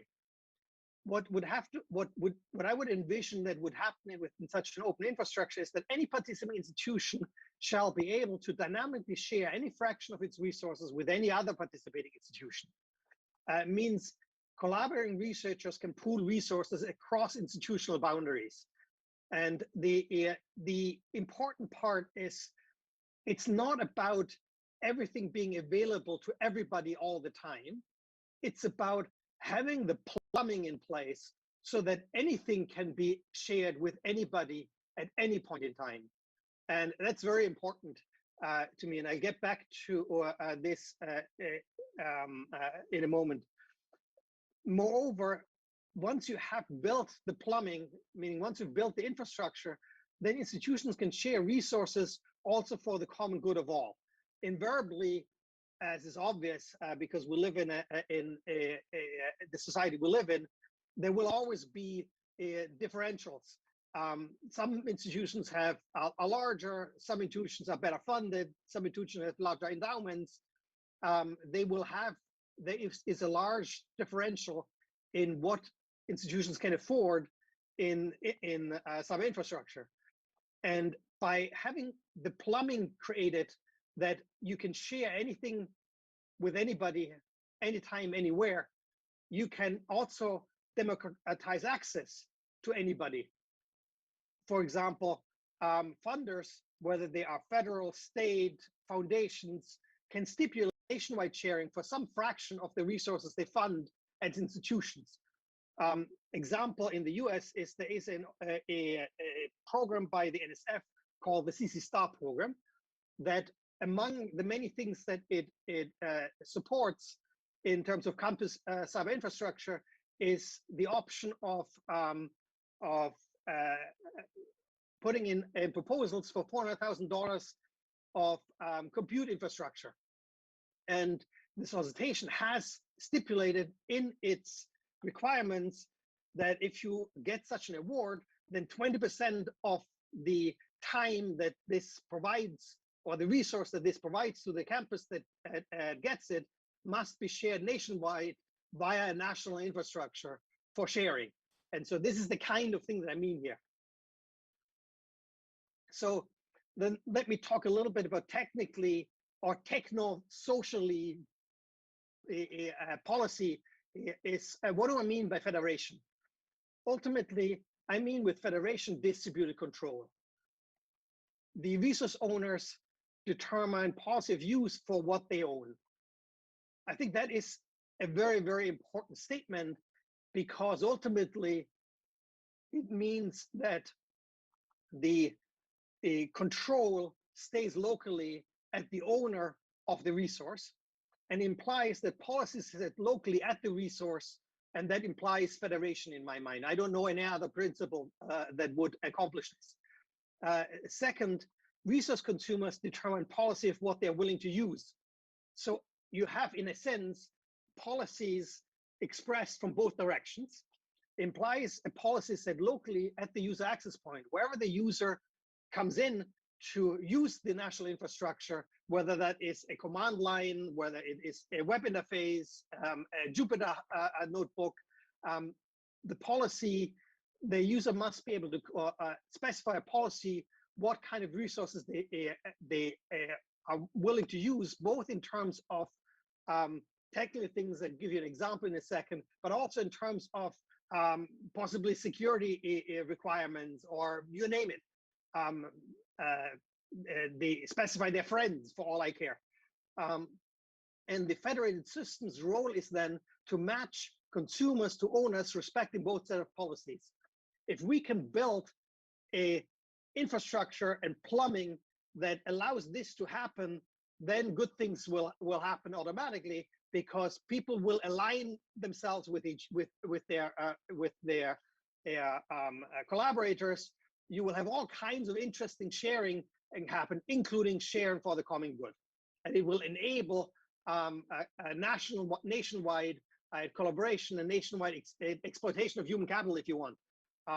And let me give you a very, very simple example. An owner of a compute cluster may want to express a policy that 20% of their compute time go to the iScoop collaboration, 35% to the LIGO collaboration, 25% to the CMS as collaboration LHC that Isabel and I are part of, and 20% of the compute time go to the general science and engineering community nationwide. Basically, anybody who has access, who has an account, so to speak, on the infrastructure, has a license to compete for that 20%. And inversely, the researcher may know that the application needs a certain footprint and will require a host with 8 x86 cores, 4 GB of RAM, 20 GB of scratch space, or some such thing. Or maybe the requirements are more that they only work within their organization because they have special privileges there and special access to things that are not available otherwise. In essence, there are policies can be applied, can be specified for both directions, and then the infrastructure matches them and makes things happen. So now the core question has to obviously be, how can you possibly scale out an infrastructure? First, geographically, nationally, there's all kinds of obvious, the speed of light being the most obvious restrictions. And then how can this possibly scale out in terms of effort? And I'll, more or less the remainder of my talk is on this in one way or the other, giving examples of where we are, what we've implemented, what we're about to implement. So I call it the scalability challenge. And the scalability challenge, the easiest way to express it is, in order to have maximal adoption, the resource owners want minimal threshold for participation. And the resource consumers want minimal threshold for participation. And those two things are already at odds with each other. Because if the resource owner have minimal threshold, then automatically the resource consumers have minimal services that are offered, and therefore it's hard to keep the threshold minimal for the consumers when the threshold is minimal for the owners. And that is a tension in its own right that I will show you how we have mediated that. For that, we actually have some solutions. The second one, and my sub-bullet here, for the owners want minimal threshold for participation, and yet they have cybersecurity constraints that need to be met. And those cybersecurity constraints differ from one institution to the next. That's one of the most interesting findings in sub-level, and maybe also the most obvious findings that we've made as we have tried to build such a thing. And there is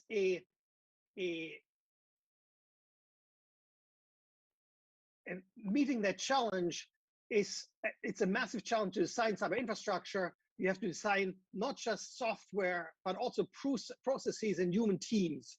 So there is an integral approach, a holistic approach has to happen, because much of what we're trying to do here is social in nature and not just technology.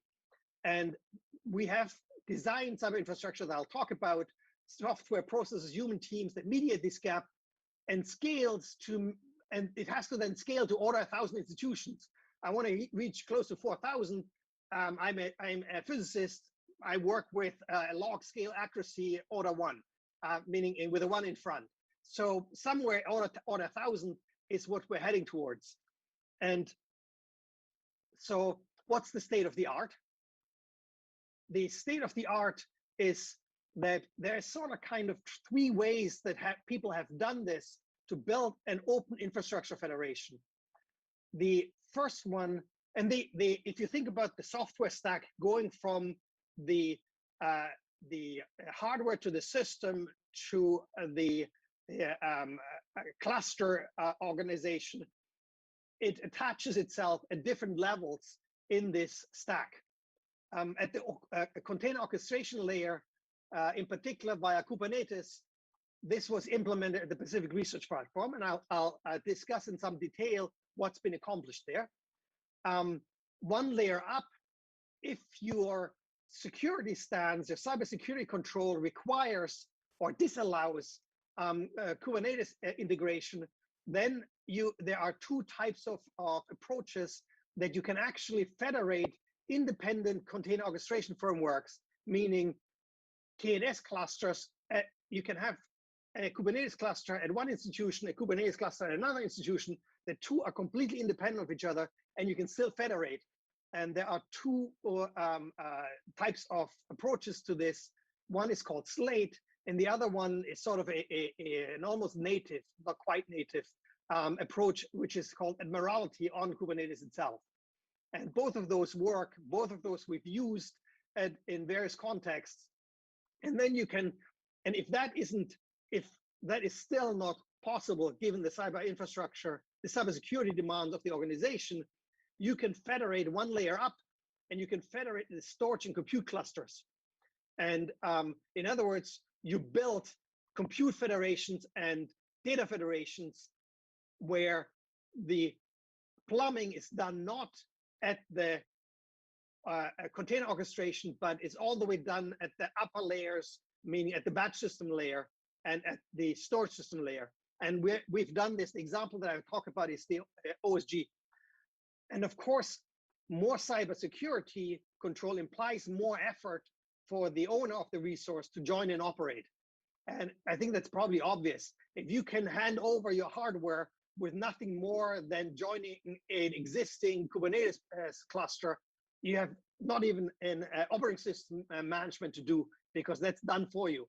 And what that then, the logical conclusion here is that, or the corollary is that some institutions will never be able to join because of a mismatch between the effort they have and the cybersecurity they desire. Meaning they won't allow, for cybersecurity reasons, to federate at the Kubernetes layer, but at the same time, they don't have the effort to federate at the batch system and storage layer. And those institutions, there's nothing we can do about. They will just be left out, and voila, we won't be able to federate all 4,000 institutions of higher education. So this is sort of my disclaimer up front. Some requirements cannot be met. I don't see any way that it can be met. If you want to be cheap, but you want to have full control, something's got to give. It just doesn't work. Now let me go a little bit more deeply into these models, and I'm going to talk first about the PRP model, because that's at the bottom of the stack, and then about the OSG model, because that's higher up in the stack. In PRP, where PRP stands for the Pacific Research Platform, we have a central team that operates a Kubernetes cluster called Nautilus. Institutions can join their hardware to Nautilus, and the central team maintains both the operating system install and all layers above the operating system install, including user support from remote on all the hardware that is being contributed, both compute as well as storage. And so in essence, this is the lowest cost of ownership that I can think of for federating or joining any kind of infrastructure that I've seen anywhere. Because literally, you buy the hardware, you are responsible for operating the power, cooling, etc., networking, and voila, you hand over everything else. And when something fails, you have to fix it. That's sort of the minimal effort option for institutions. Engagement in PRP with institutions starts at procurement. PRP offers validated hardware shopping lists for AI and ML, so for machine learning, and is a validated hardware shopping list for data infrastructure. And then people buy, deploy, hand over the keys, and voila, the rest is taken care of by PRP centrally. Researchers have access to this either via a Kubernetes namespaces, via the in-common credentials, meaning via the institutional certificates, and supported interfaces include Jupyter, HT Condor, the native batch system, and then the native features of Kubernetes. This is just a plug from Larry Smarr. The next 3 slides are from, I've copied, basically screen grabbed out of a talk by Larry Smarr at the CC Star PI workshop in September a few weeks ago. This is the CC Star program that I mentioned earlier. It has an annual workshop for all PIs that have been awarded grants. And at that meeting, there was both a presentation by Larry Smarr on PRP and by Miron Livni on OSG and PATH. And the PRP started out with a 5-year awards which has been extended twice but now, and initially was proposing just to build on the science DMZs in California and combine science DMZ into a state DMZ, if you wish, and then attach to it a bunch of supercomputing centers, which are indicated as such, basically NCAR and NASA Ames, LBNL, and SDSC. And other than that, it's universities. Today, this proposal was written before the advent of Kubernetes. We could not foresee that Google will suddenly put out an infrastructure that is just custom made almost for this kind of project. And so after within the first year, Kubernetes was made available, and we adopted it immediately and built Nautilus. We provide this notion of a Fiona, which is basically a hardware platform that we give you the shopping list for, as I mentioned. And then today there are 180 Fionas on 25 partner campuses networked together at 10 to 100 gigabit per second. The install capacity is more than 7,000 CPUs, but more importantly, more than 500 GPUs, and GPUs of all kinds of flavors, colors, and shapes and whatnot, and about 4,000 terabytes of rotating disks. In addition, there's a lot of NVMe now in it for various performance reasons. And Fiona is the hardware, is the validated hardware platform that I talked about. We have Fionas that range in price from about 1,000 to 20,000 per node, give or take. And it includes at the high end a specification for building a system with 16 gaming GPUs, 100 gigabit per second NIC, terabytes of NVMe or HDD storage. So literally you can get shopping lists depending on your budget that span the whole gambit from something that is primarily storage to something that is actually a pretty powerful node for doing AI/ML. There is a detailed instruction list with detailed application examples and tutorials. And in order to, given that this is a fairly modest budget for such an endeavor, we had to figure out how can we possibly scale user support on this infrastructure. And we arrived at something that is a mix of examples, tutorials, and a live chat via, I think it's called Matrix, the product. It's basically Slack channels, which is more familiar to people, to support the user community and to provide a platform where you can try to create a scalable support mechanism where the user community supports itself, meaning people who are experts support people who are novices. And in addition to this, there is effort, a small amount of effort in the project to go and provide dedicated support to high-end users who need to make a quantum leap forwards in what they can do. And here's the year of 2020. What you have here is on the y-axis is 500. That's the maximum of number of GPUs that the system has. And you can see that it's mostly occupied most of the time. And what identified is the top 20 users by name and the name of their, it's actually the top 20 K8S domains, because as you can see, there's at least one user that shows up twice. Where is he? Nuno Vasconcelos. And this includes people, this is somewhat dominated by machine learners in terms of the number of users, and is somewhat dominated by IceCube in the number of use. This pink thing is IceCube, which are IceCube and LIGO sit behind my name. Basically, they enter via OSG, and all of that pink is mostly IceCube with a little bit of LIGO thrown in.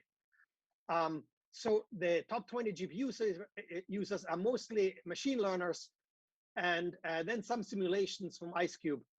And the GPUs, interestingly enough, are dominated by NVIDIA gaming GPUs. As you may be aware of, while NVIDIA says their gaming GPUs are no good for anything other than gaming, reality is, and the community has found out, that they're actually excellent machine learning tools, and they're a hell of a lot cheaper performance than the data center GPUs that NVIDIA sells. And given that we are combining what other people have purchased, and there is really no limit in what people buy, and we basically provide them with a validated gaming GPU platform that is cheap or inexpensive or whatever you want to call it, and they then buy this, put it online, and we operate it as part of this infrastructure. So the vast majority of these, there's some A100s in here, and all kinds of other GPUs. There's even the FPGAs, but the dominant use is GPUs. Now let me switch topic and effectively move up in the stack. The OSG model is that institutions operate their own compute and storage clusters. OSG then provides software and services that allow integration of clusters. I like to say that at OSG, we are the plumbers. We plumb together whatever infrastructure that you have put in place. We then, and in essence, we submit a batch system to your batch system. That batch system then integrates all of the resources that we can harvest via this, via all the clusters in existence. We provide data integration in creating a data federation. We, in essence, provide you an API that you can either deploy yourself or that we deploy and run for you in order to export your file system into a federation with file systems from all over and a global namespace. We can do this both protected, meaning authenticated, as well as public, and we have both kinds. All data in the data federation is then accessible from compute nodes in the compute federation, and this exists. I want to give you a little bit of a sense of scale.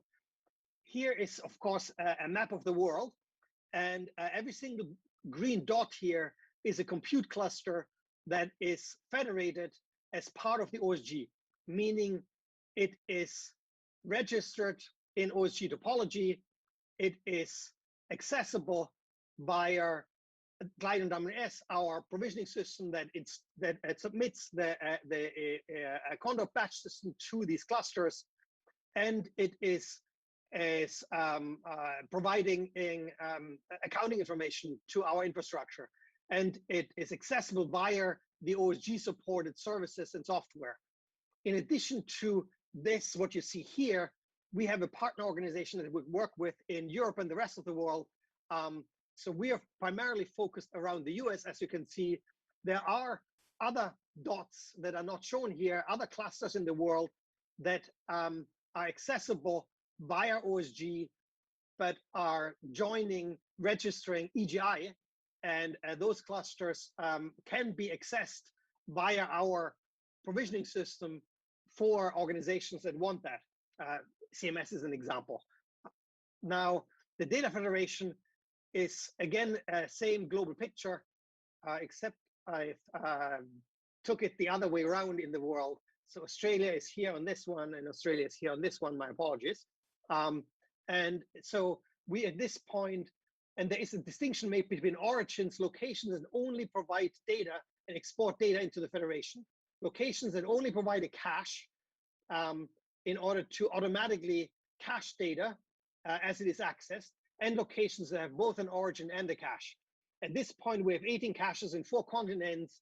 6 of these caches are actually in the research and education network backbone. I think 5 in Internet 2, and 1 in the Great Plains network, which is the local air network. It's the wide air network for the Midwest.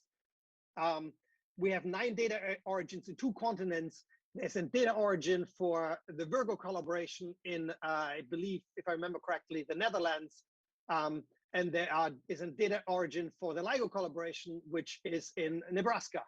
And so these 2, for example, have authenticated data and share their data across each other, but they host them. The Virgo one, where Virgo is in Europe, is hosted in Europe, and the LIGO one is hosted in the US. And from a user perspective, you see that as part of the same namespace and can analyze the data in conjunction.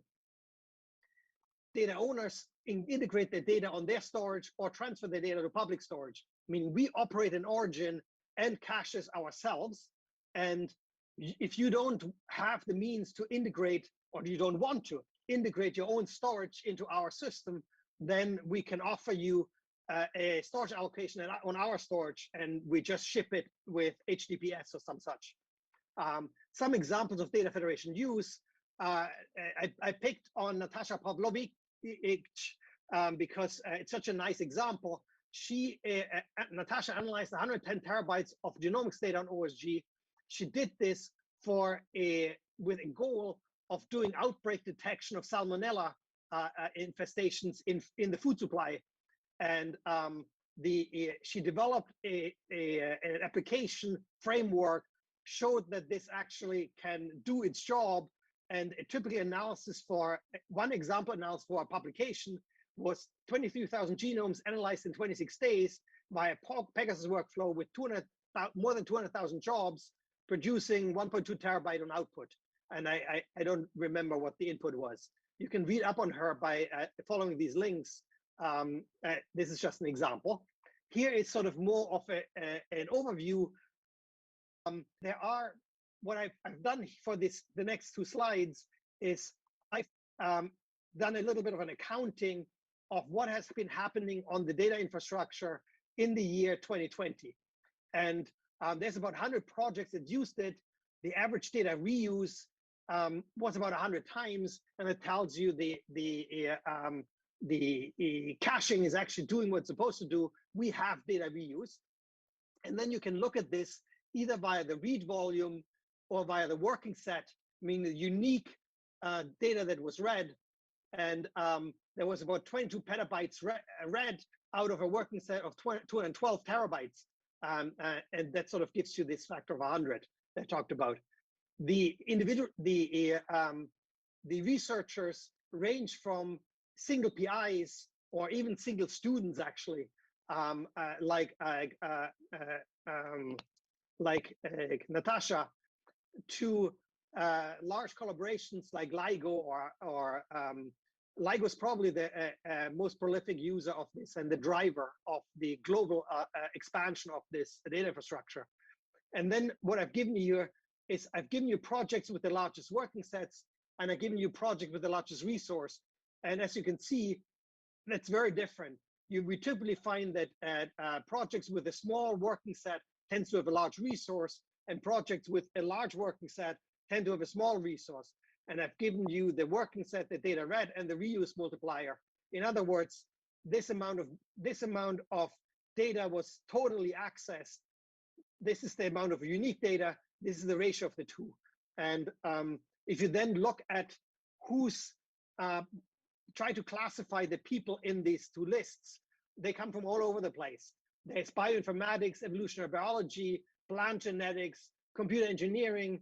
There's a number of projects that do instrumentation R&D for future large-scale experiments or collaborations. And then there are these large experiments in astro or physics or particle physics mostly, and like LIGO, NOVA, DUNE, SPND, Microboon, Minerva. And what's interesting here is that they span the whole gambit from things that existed long before the data infrastructure came into being, and therefore had legacy applications that required us presenting them a POSIX-like file system like Minerva. Minerva is a relatively modest size experiment in the larger scheme of things as compared to LIGO, for example. And it didn't have the manpower, the human capital to switch to the native protocol of our data infrastructure. And therefore, we had to present the data infrastructure as if it was a global file system, and that works, and they're using it. And so, whereas LIGO does basically gets and puts. So different projects have a very different use and different kinds of uses supported. Finally, let me point out that these two models are really one infrastructure.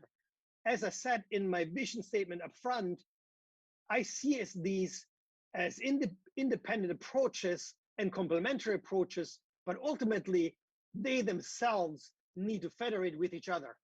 And we do this today in a variety of different ways. For starters, Nautilus was the first Kubernetes infrastructure that allowed edge services on its structure. And so OSG has actually added hardware to Nautilus via its customers.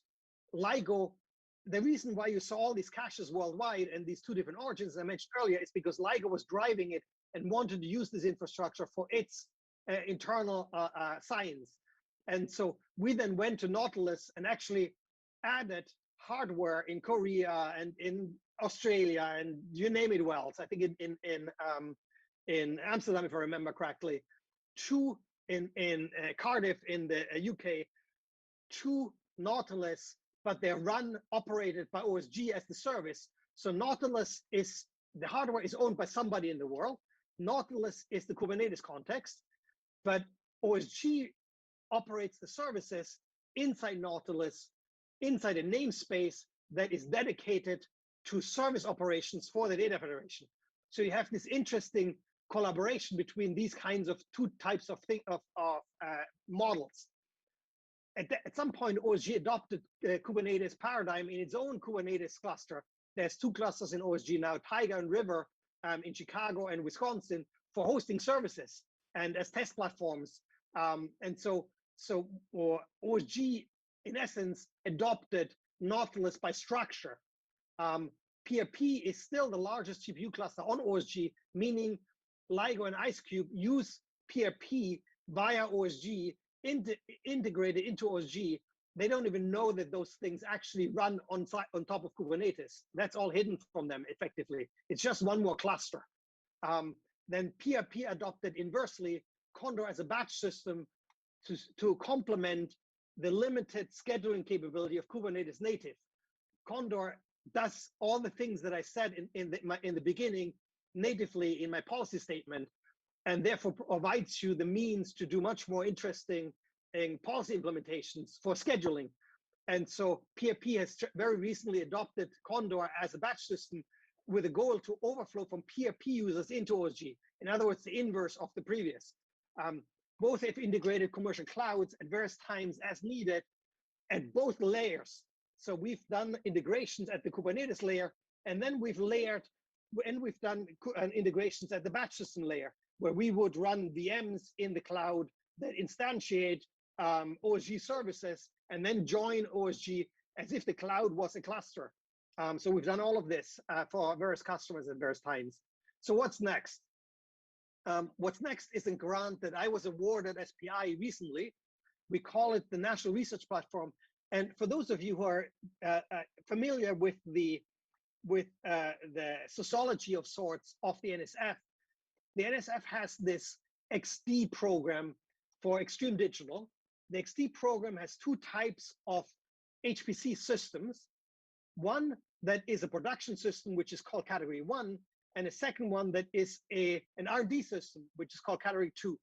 And for the RD systems, you can pretty much propose anything, and as long as you review well.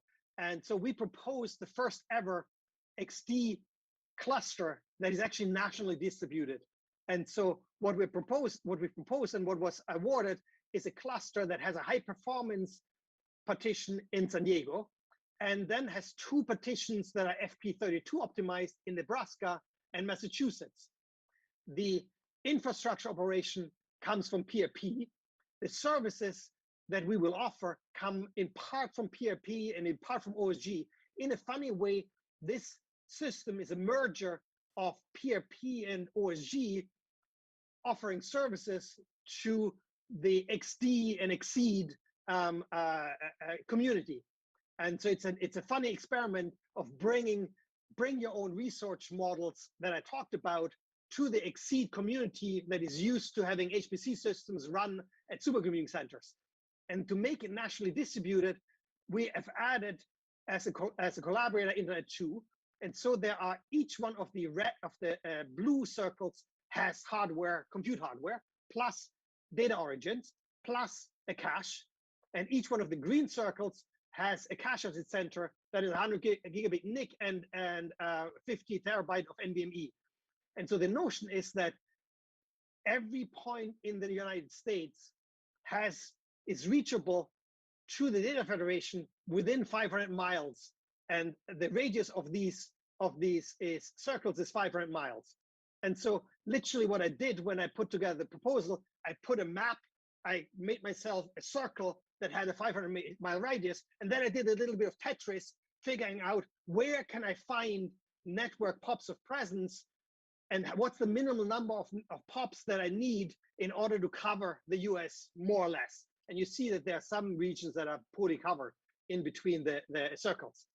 In addition, the resources that we have on the high performance infrastructure, there are Alveo FPGAs, there are NVIDIA FP64 GPUs, and I'll talk a little bit more about this.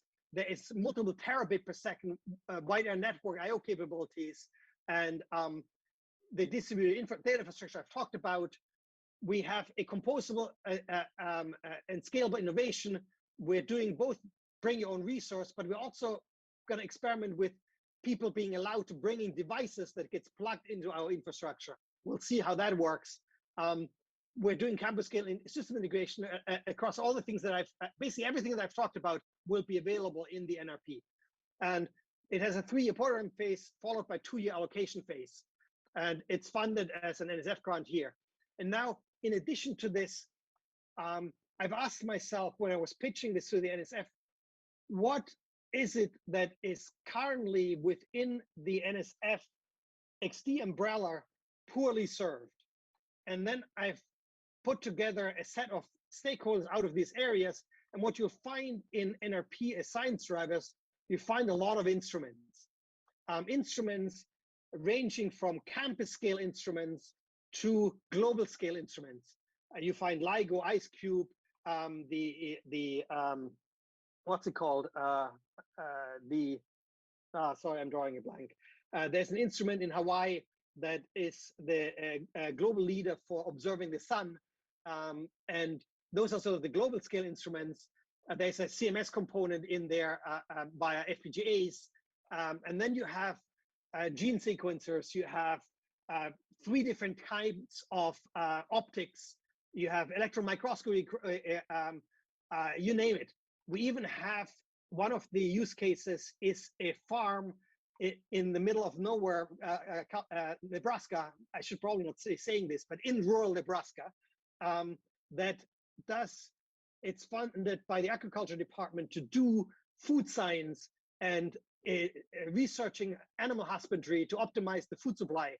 And there is AI happening there that we're talking about putting a system into their location in order to experiment with edge services, so to speak, to do video processing in the locale and have much less, rather than having the sneaker net transport the data, having the network transport the data because less data has to be transported.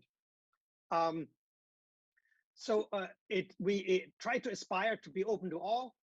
During the 3-year prototyping phase, we'll try to explore all NSF-supported allocation mechanisms. And that's another challenge in a way, because even in just one agency, you have now 3 different allocation mechanisms for different kinds of things.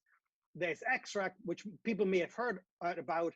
This is done by Exceed, which is moving to a new paradigm called Access. The NSF is starting this year a new program of credit via PATH. PATH is the funding mechanism for most of the funding of OSG these days. And the credit mechanism is, in essence, the NSF wants to avoid the double jeopardy that is inherent in Exceed, where first you have to get money to do your research, and then you have to be writing an application and can be denied again by extract, despite the fact that the NSF has already given you money. And that double jeopardy is done away with in a new experiment in the NSF, where computing credits are assigned to you at award time of your proposal. There's a CSSI solicitation out right now. That's the first ever solicitation out of the NSF that I know of, where somebody can say, I want both on-prem credit of this much and then some cloud credit of that much And in addition, I want people money to do XYZ for this as a kind of science. In addition, the NSF has built test beds. Chameleon and Cloud Lab is sort of engineering test beds for cyber infrastructure people, anything from networking to file systems to workload systems, whatever.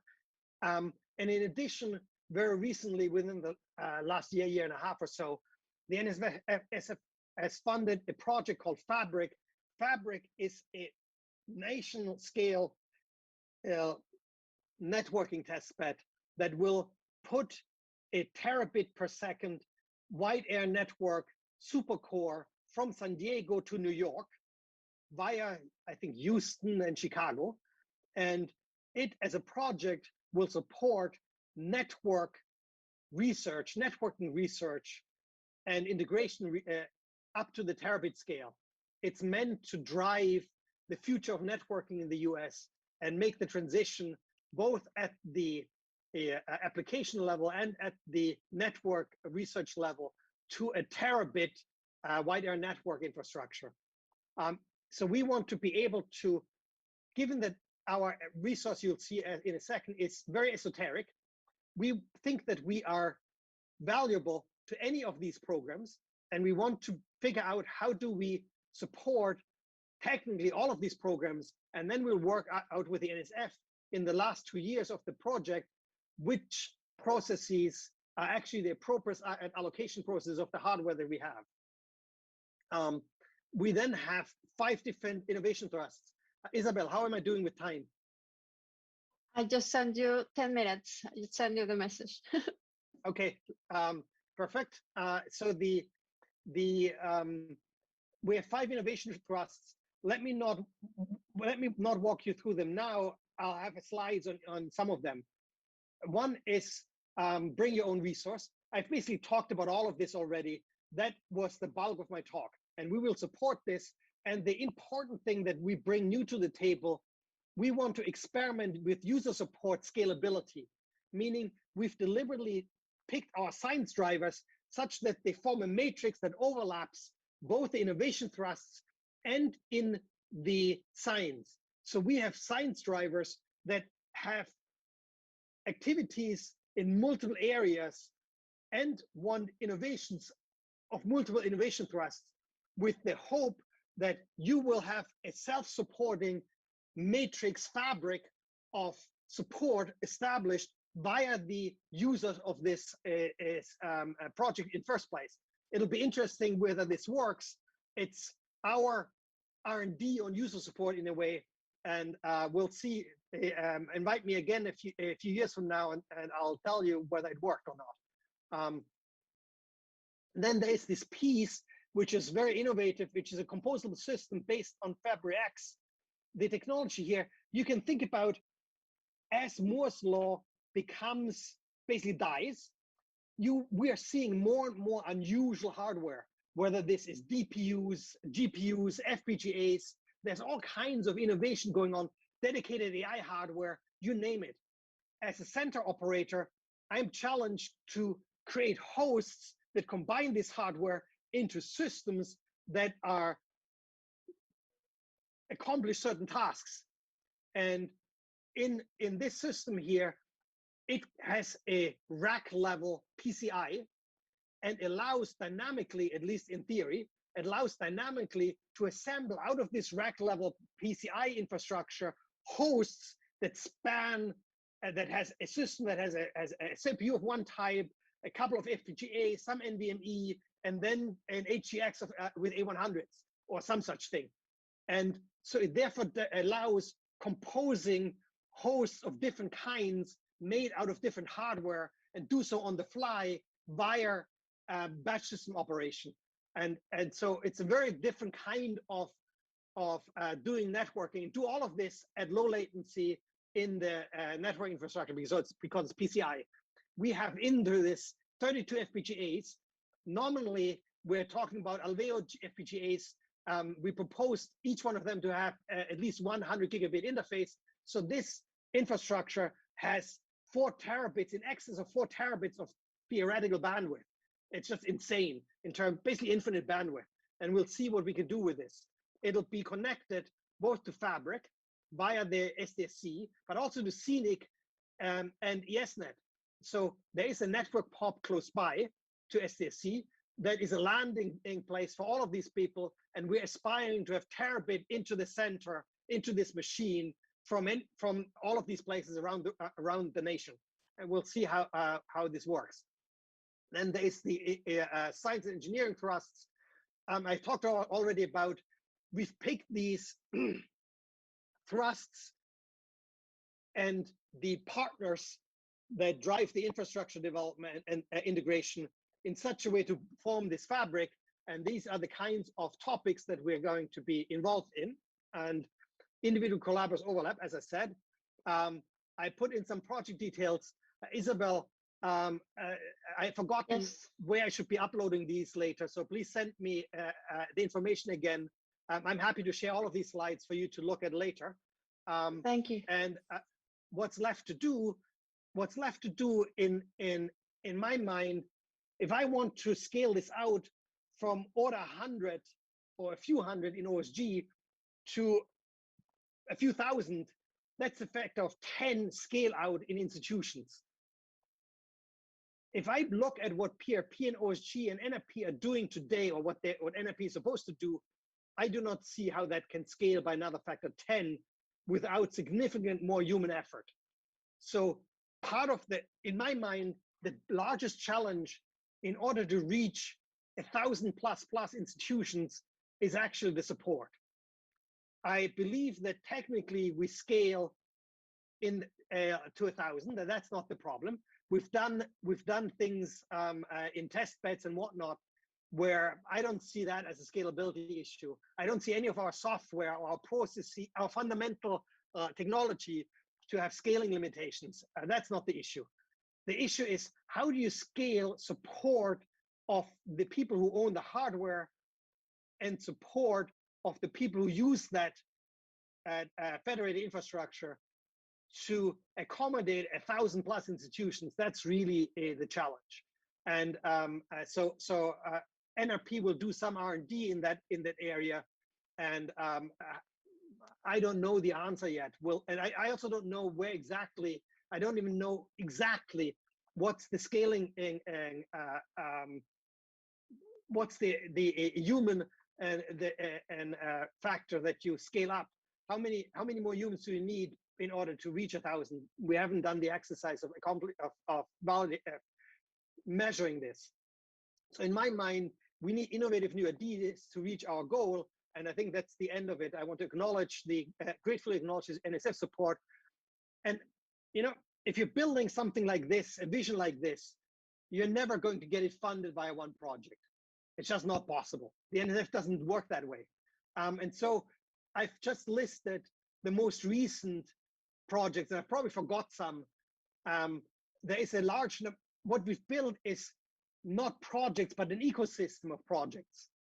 We're building an ecosystem where people can go out, get their own funding to the NSF, and then work with us in this ecosystem. We have a consortium that is not funded that you can join. Both national and international partners can join. The only requirement to join the consortium is that you have to have US partners, because the bulk of the money comes from the NSF. So there has to be a US link. However, you could build a equivalent consortium in Mexico, across Latin America, for all I care. And then we would federate with you, just like we federate today with EGI, with the Europeans. So I think that what I've described is fundamentally applicable to anywhere in the world. And I encourage people to think about it, whether this applies to their country, and join us in building a different kind of global infrastructure. In essence, add open cyber infrastructure to the open internet that we all love and use. Thank you very much. Thank you very much, Frank, for the very inspiring and passionate talk. And I mean, OSG has been successful for the last 17 years already. So this, I'm confident on your vision, and the projects that you described is really technically, you describe things that look like difficult to do, like mixing all the resources as the one. And as you said, the challenge to put more than 1,000 resources, it's one of the hardest. I think there will be just one question left for 1 minute. And I would say that what is the connectivity needed to accomplish this? What is the connectivity that you have in between the internet? The connectivity, we do anything, we prefer 10 gig, but we can work with you probably even at the 1 gig level. And it depends a little bit on,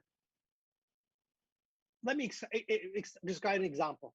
We've been having meetings with an entity with, what is it called? NIEID, I think is what it's called. It's from an area inside the National Institute of Health, as best as I know. And they work, their game is to work with people in Africa to do health-related research in Africa.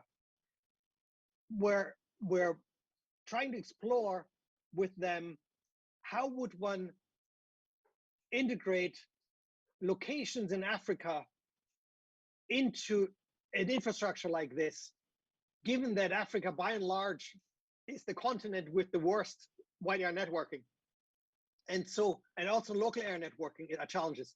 So I think that we could probably go down to gigabit per second levels. Below that, it's probably not worth it. Our preferred way of operating would be at 10 gig. Anything in between 10 and 1, I think we can somehow make work. And it doesn't have to be dedicated, because most of the infrastructure we have, the clusters, have all shared links. I suspect that we probably have clusters in OSG that are 1 gigabit connected. I don't actually know for sure. And so it's a wide variety of what you can do with it, the extent to which you need caching locally. That then all, of course, there are restrictions given that the nature of the bandwidth is finite. But if you're interested in joining with your resource or building something like it, anything above a gig is, I think, worthwhile exploring. Thank you so much, Frank. Thank you. I think you have been always open to collaborate with us, with Mexico, we have been trying to find ways to do it. And I hope we can report something in next year. Thank you so much, Frank, for your talk. And I will give the microphone to the Maestro Ceremonias. Thank you, Frank. Thank you. And then thank you very much for having me.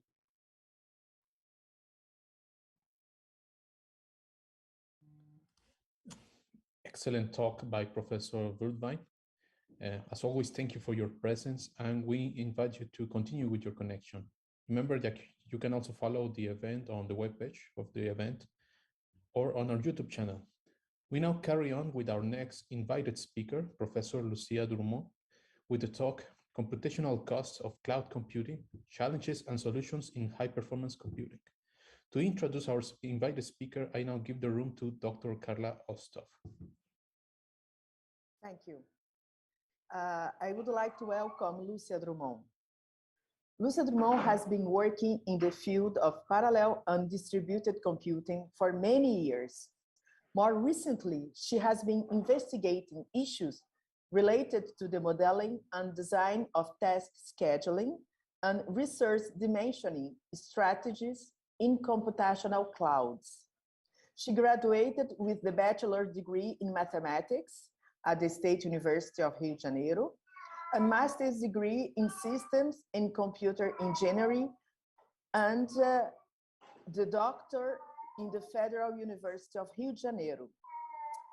She completed the doctorate in system in computer engineering from the Federal University of Rio de Janeiro in 1994, and the main article of her thesis obtained a prize for simulating research granted by the Ministry of Science and Technology and Brazilian Academy of Science. She's currently a full professor at the Fluminense Federal University in Brazil, and her current research interest is in high-performance computing in clouds. Particularly in this topic, in the last 5 years, she has supervised 3 PhD theses and published more than 20 papers. She is a CNPq Level 1 researcher, a Brazilian research agency, having more than 100 publications in conferences and journals. She is the coordinator of Stricto Sensu postgraduate program in Fluminense Federal University, coordinator of the Special Commission on Computer Architecture in High Performance Processor of Brazilian Computer Society.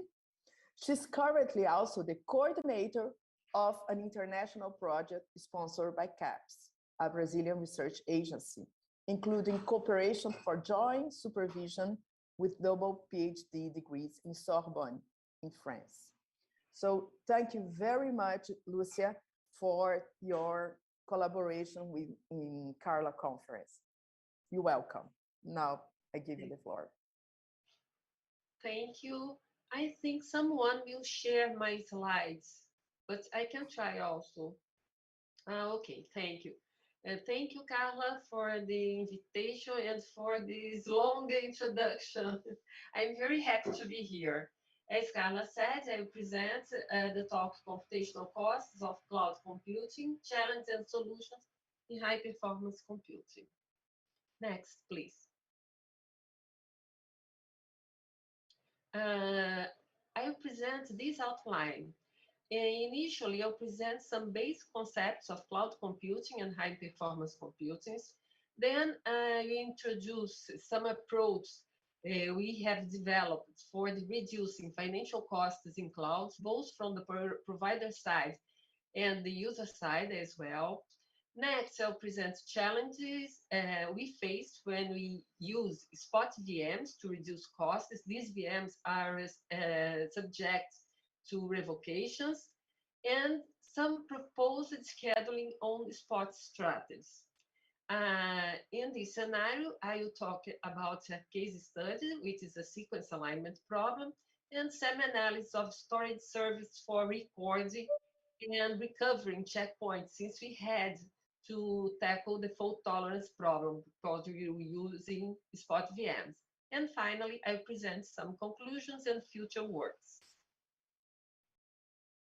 Next, please. So I start with some base concepts, as I said, and I define cloud computing. I present a cloud computing definition by NIST in 2011. Cloud compute was defined as a model for enabling convenient, on-demand network access to a shared pool of configurable computing resources, such as networks, servers, storage applications, and services that can be rapidly provisioned and released with minimal management effort or service provider interaction. So next, I will give some. I will present some essential characteristics of cloud computing. And the first one is the on-demand self-service, where a consumer can unilaterally demand computing resources. Next. Then the broad network access, where resources are available over the network and accessed through standard mechanisms, such as mobiles, tablets, laptops, and workstations. Another essential characteristic is resource pooling. The provider's computing resources are pooled to serve multiple consumers, and the user has no control or knowledge over the exact location of the provided resource, but may be able to specify location at a higher level of abstraction. So here I put 2 examples. In the white map, you can see the geographical regions of AWS. We have 25 geographical regions, and in the blue map, we can see an example taken from the Azure Cloud from Microsoft, where they have 54 regions, while Google, for example, has 21 regions. So the user cannot specify this the data center, but usually it can specify the geographical region it desires to use. Another essential characteristic is rapid elasticity. The resource can be elastically provisioned and released, and in some cases, automatically. Here, there is an example from AWS with the alt-scale tool that allows for rapid elasticity, as I said.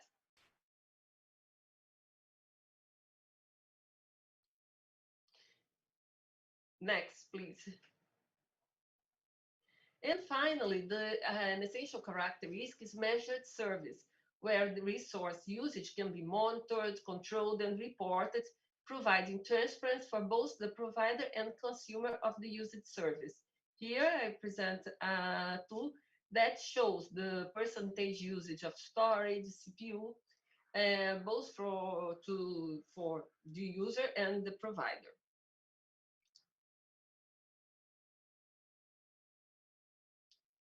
Cloud compute presents its technical and economical advantages. There is immediate access to computational resources, no upfront capital investments are necessary, and it adopts the pay-per-use model.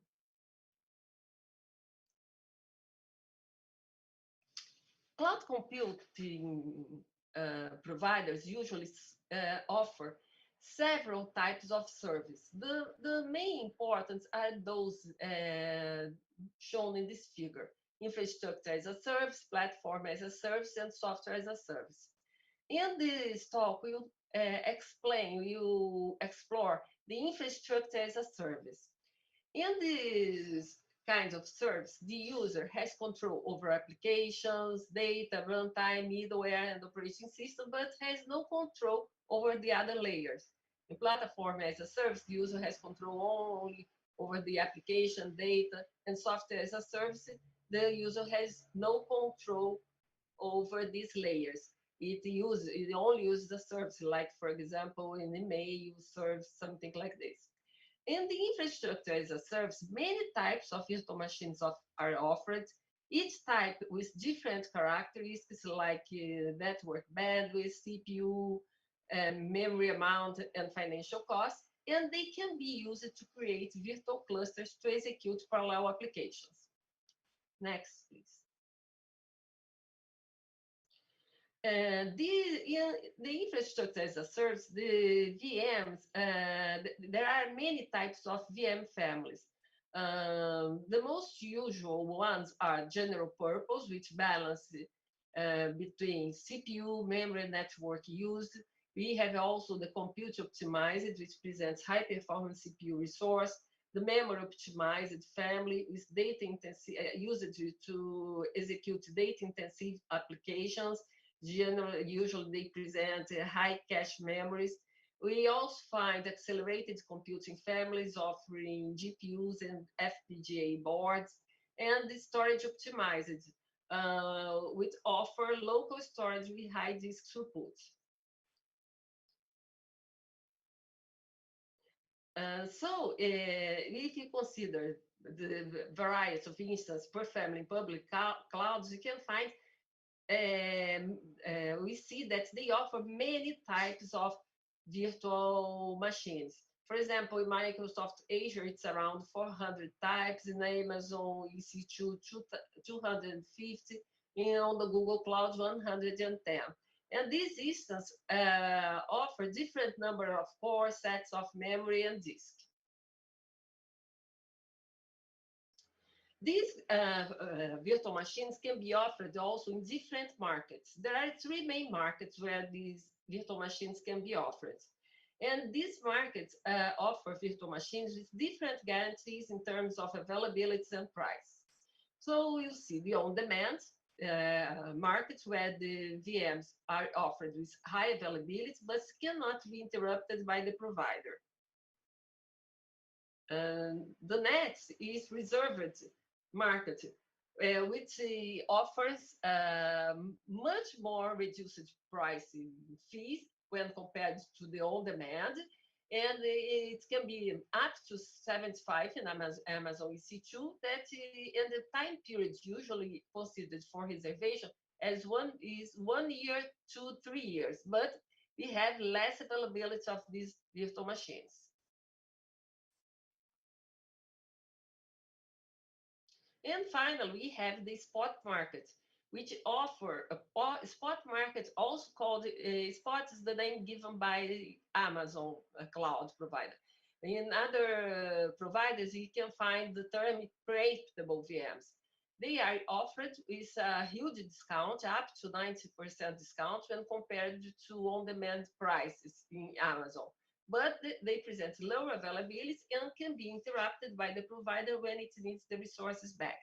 So in this case, the cloud providers will have spare resources. They can offer this resource in a cheaper price in these markets called spots. But if the demand for on-demand virtual machines increases, the provider can take these resources back. Next, please. So now you'll see some basic concepts of high-performance computing. Supercomputers are computers composed of several processing units used to solve problems which cannot be solved by regular computers in realistic times. The metric used to measure the performance of these systems, these computing systems, is flops, floating operations per second. So we can see when we consider high-performance computing, there is an important project called Top 500, which ranks and details the 500 most powerful computer systems in the world. This project started in 1993 and publishes an updated list of the supercomputers twice a year. This rank is based on HPL, benchmark, high performance impact.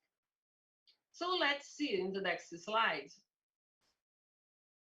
a timeline of the rank 1 supercomputers considering the top 500 list. So as you can see, in June 1993, when that list appeared, we had as the rank 1 high performance computer, supercomputer, the Connection Machine 5, which presented less than 60 gigaflops. Next.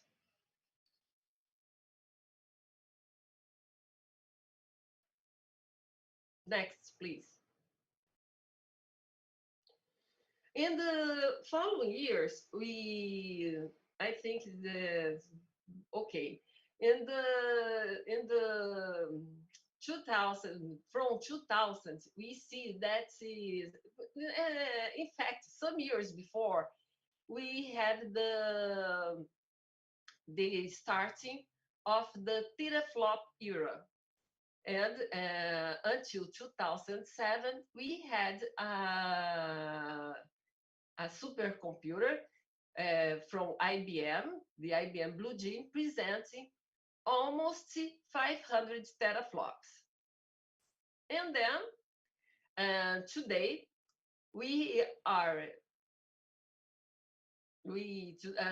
from 2008, I'm so sorry because I think some slides missed in this when I sent, but okay, but it's okay. So from 2011 until 2060, we are in the petaflop era, and the supercomputer from China appeared in this decade, and with also still offering petaflops, performance in petaflops. Next. Right. Well, now we have in the last list we still offering petaflops performance with the supercomputer Fugaku, and that is already this list in the last years. As you can see in this timeline, this supercomputer And this list appears twice a year, is updated twice a year, in June and in November, in two super important supercomputing conference. Next. But how cloud computing appears in this scenario?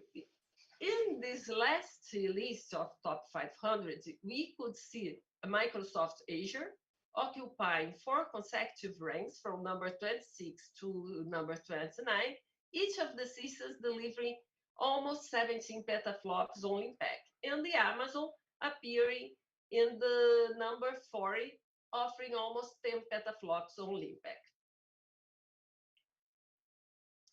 And it's also important to note that when we consider HPC and cloud computing, there are several possible scenarios. We can have HPC in the cloud, where the application is executed in the cloud. We can have HPC plus cloud, where the cloud is used together with other HPC resources. And finally, we can also find HPC as a service, where HPC is treated as a service by the cloud provider. In this last case, we find some examples of tools to create and manage clusters offered by commercial cloud providers, such as AWS Parallel Cluster and the Azure Cycle Cloud. So I have finished the presentation of the base concepts. Now, I will present some research we have done in the last years, and the C+ HPC laboratory involved these topics.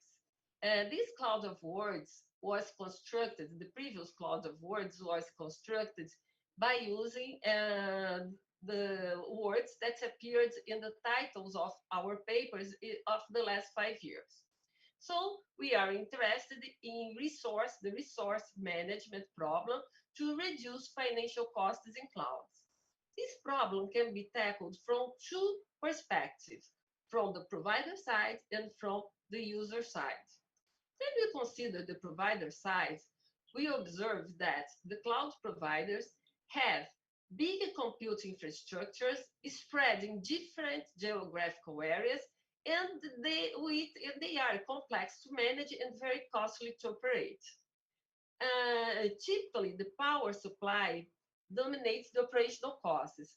And so two important problems appear.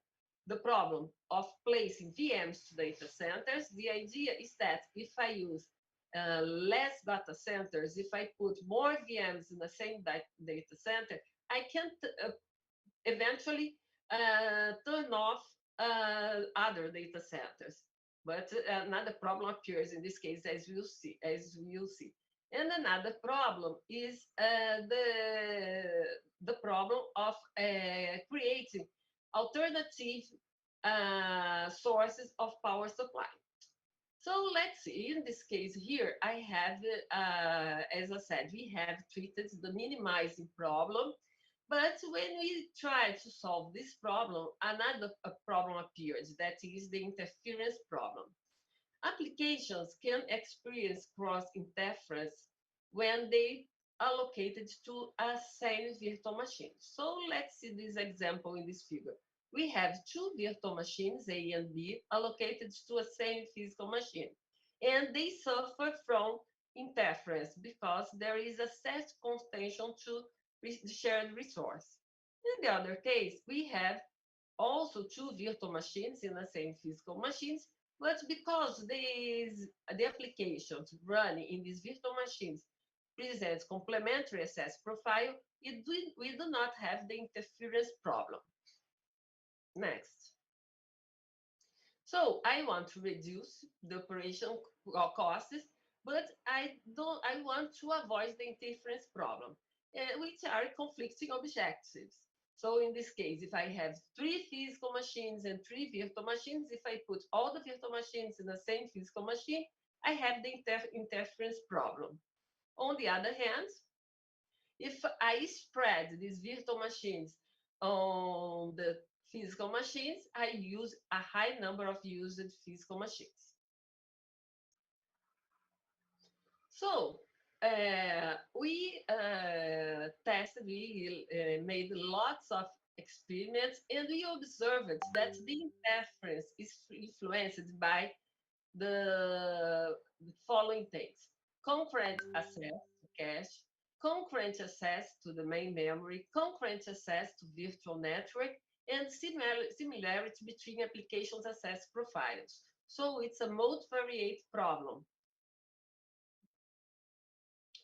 And so to solve, to try to create an interference prediction model, we created a synthetic interference data set, and we used multiple regression analysis to create this model. In this case, we used a tool called Minitab, but another tool could be used.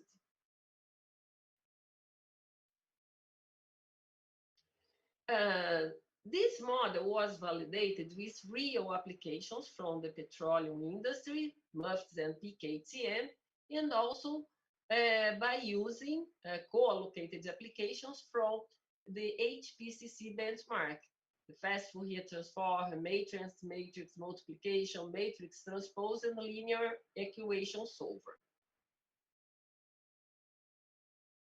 For each collocation, we had the predicted interference level and the real interference level. The predicted was obtained with our proposed model, and the real interference level was measured with a real execution.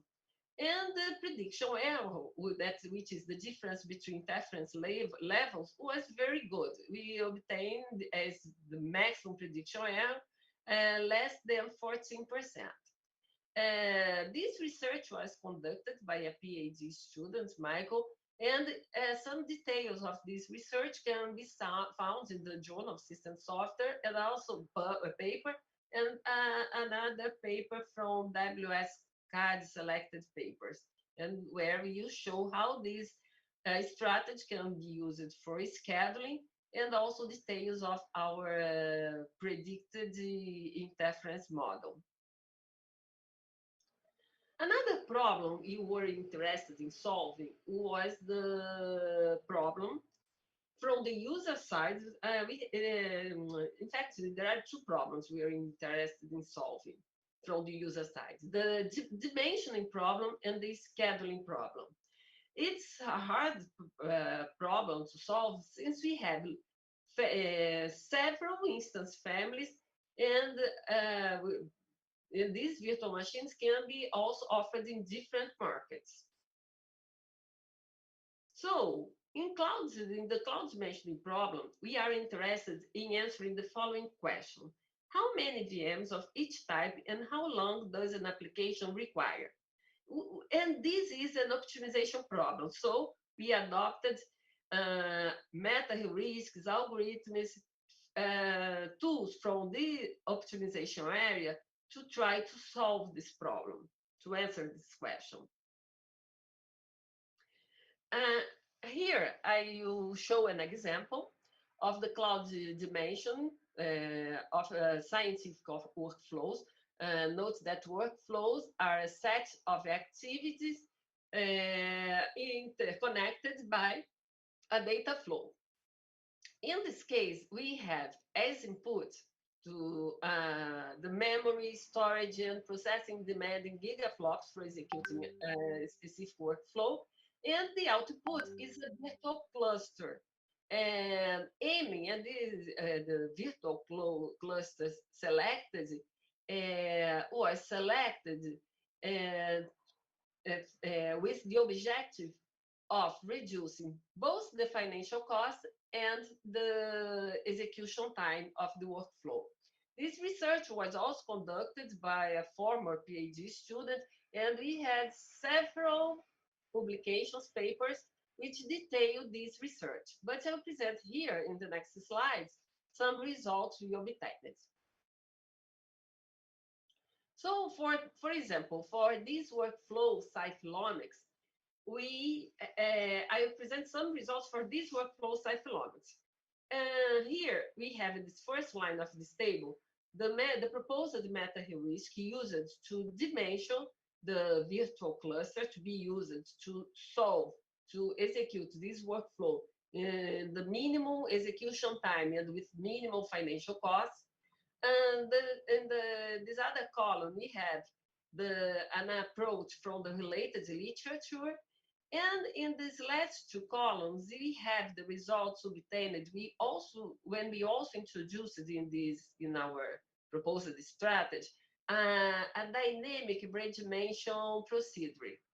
This dimension procedure was triggered in two situations: when the usage of CPU was greater than 80%, or when it was less than 20%. And we have here in this last column two other subcolumns. In the first one, we have started the application using the virtual machines obtained with the grasp execution. In the second case, we have started the application with only one virtual machine. So let's see, in the second line, we have the used virtual machines deployed to solve that application. So GRASP, executing the dimension with the proposed meta-heuristic GRASP, we executed the application with 14 virtual machines, 13 of type M3X large and one M3 large. We see the dimension information. We observed that with GRASP, we had two steps. So there was a redimension step. The initial one, the application started with the 14 virtual machines, and another step, T1 of redimension, where the application went on executing with 13 virtual machines of type M3 large.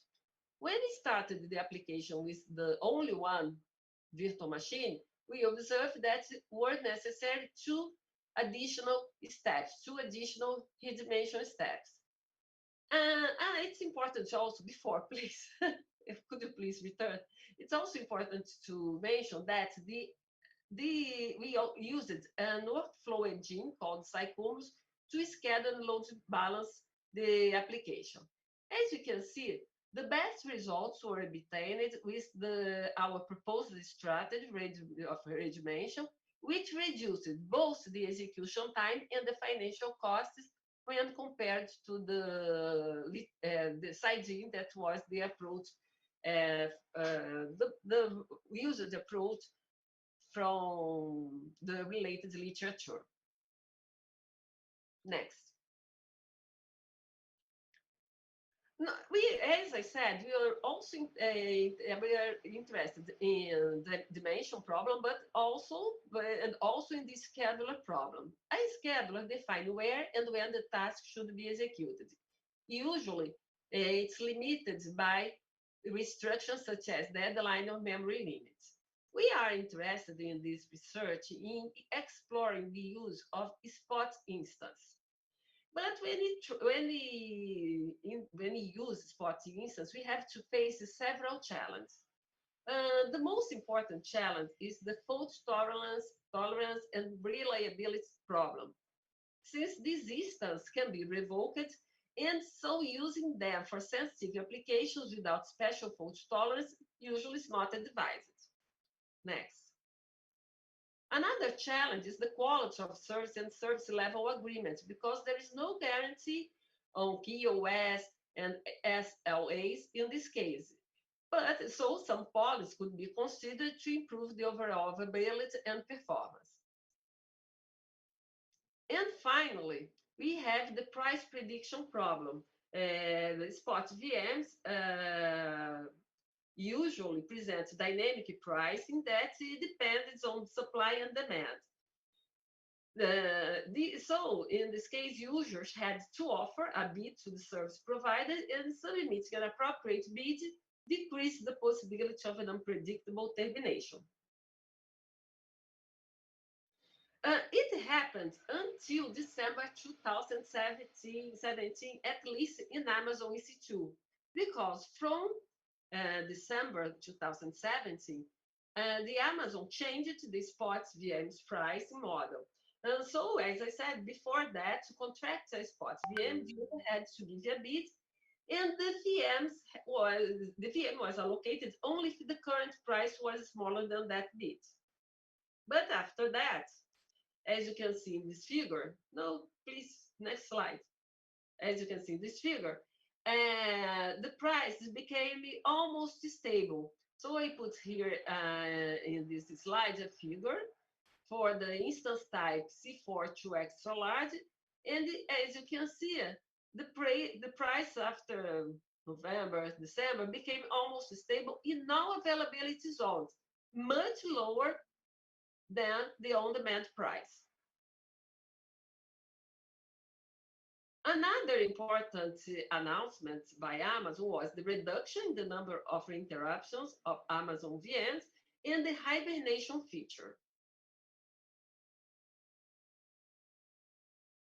So when a spot VM is hibernated, its memory and context are saved, and if the VM resumes, all the tasks restart from the hibernate point. And during the hibernation, the user is not charged by the VM allocation.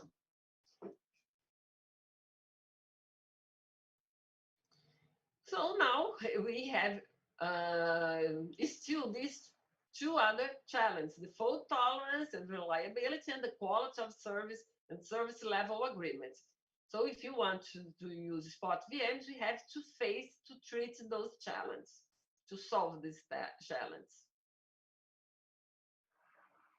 As you can see in the related works, several authors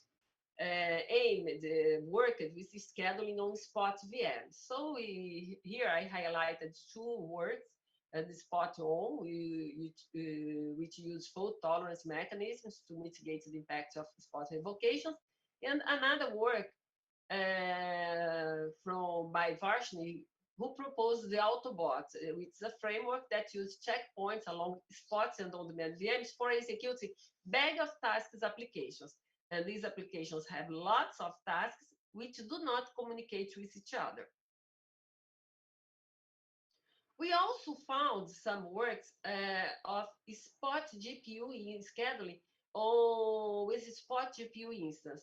So here I highlighted three of them: the deep spot clouds, specific for deep learning tasks, another work from 2019, specific for stencil computation, and this last one, Spotnik, specific to machine learning problems. We also found in the related works several companies, cloud computing companies, which offer service to monitor and optimize resources of cloud, commercial clouds, and using all markets, including the spot markets. But we noticed that in all these works, they did not explore the hibernation feature of this instance. So we proposed a hibernation-aware dynamic scheduler called HEADS, which use hibernation-prone spot instance to minimize the monetary cost of bag of tasks applications execution, respecting their deadline constraints. So here we are also interested in bag of tasks applications, which, as I said, have lots of tasks which do not communicate. So let's define better the problem. In an environment with hibernated prone VMs, a hibernated VM can resume either in time to meet the deadline or not. If the VM does not resume in time, the deadline can be violated, which generates a temporal failure. To avoid that problem, the affected tasks have to be migrated to other VMs. So let's see this example. We have a spot VM with 2 cores, and there are 7 tasks allocated to it. In this example, the hibernation starts in time P. So we define here QJP as a set of affected tasks by this hibernation time P. And the tasks affected in this case are tasks 3, 4, 5, and 6. So to compute the maximum periods that a VM can remain hibernated without violating the deadline D, we consider that a VM takes alpha periods of time to be ready to receive any task. The alpha time is the time necessary to deploy the virtual machine, and it becomes ready to receive the migrated tasks. And we also consider the number of periods required to execute all affected tasks of the set QJP on a set of VM case. And this number of periods will be called RT. So in this example, we have P, the hibernation start limit, and ST, that is defined as D, the deadline, minus alpha, minus RT. So if the idea is that if the virtual machine does not resume until that time, all the affected tasks have to be migrated to other VMs. As can be seen in this example.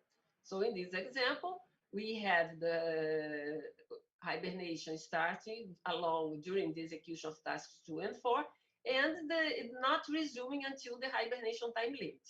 So all these tasks had to be migrated to other VMs. In this example, I had an on-demand VM, which had to be launched, deployed. So it's necessary. And so alpha time is necessary to that machine become ready to receive the tasks, and here are the tasks allocated to another spot VM.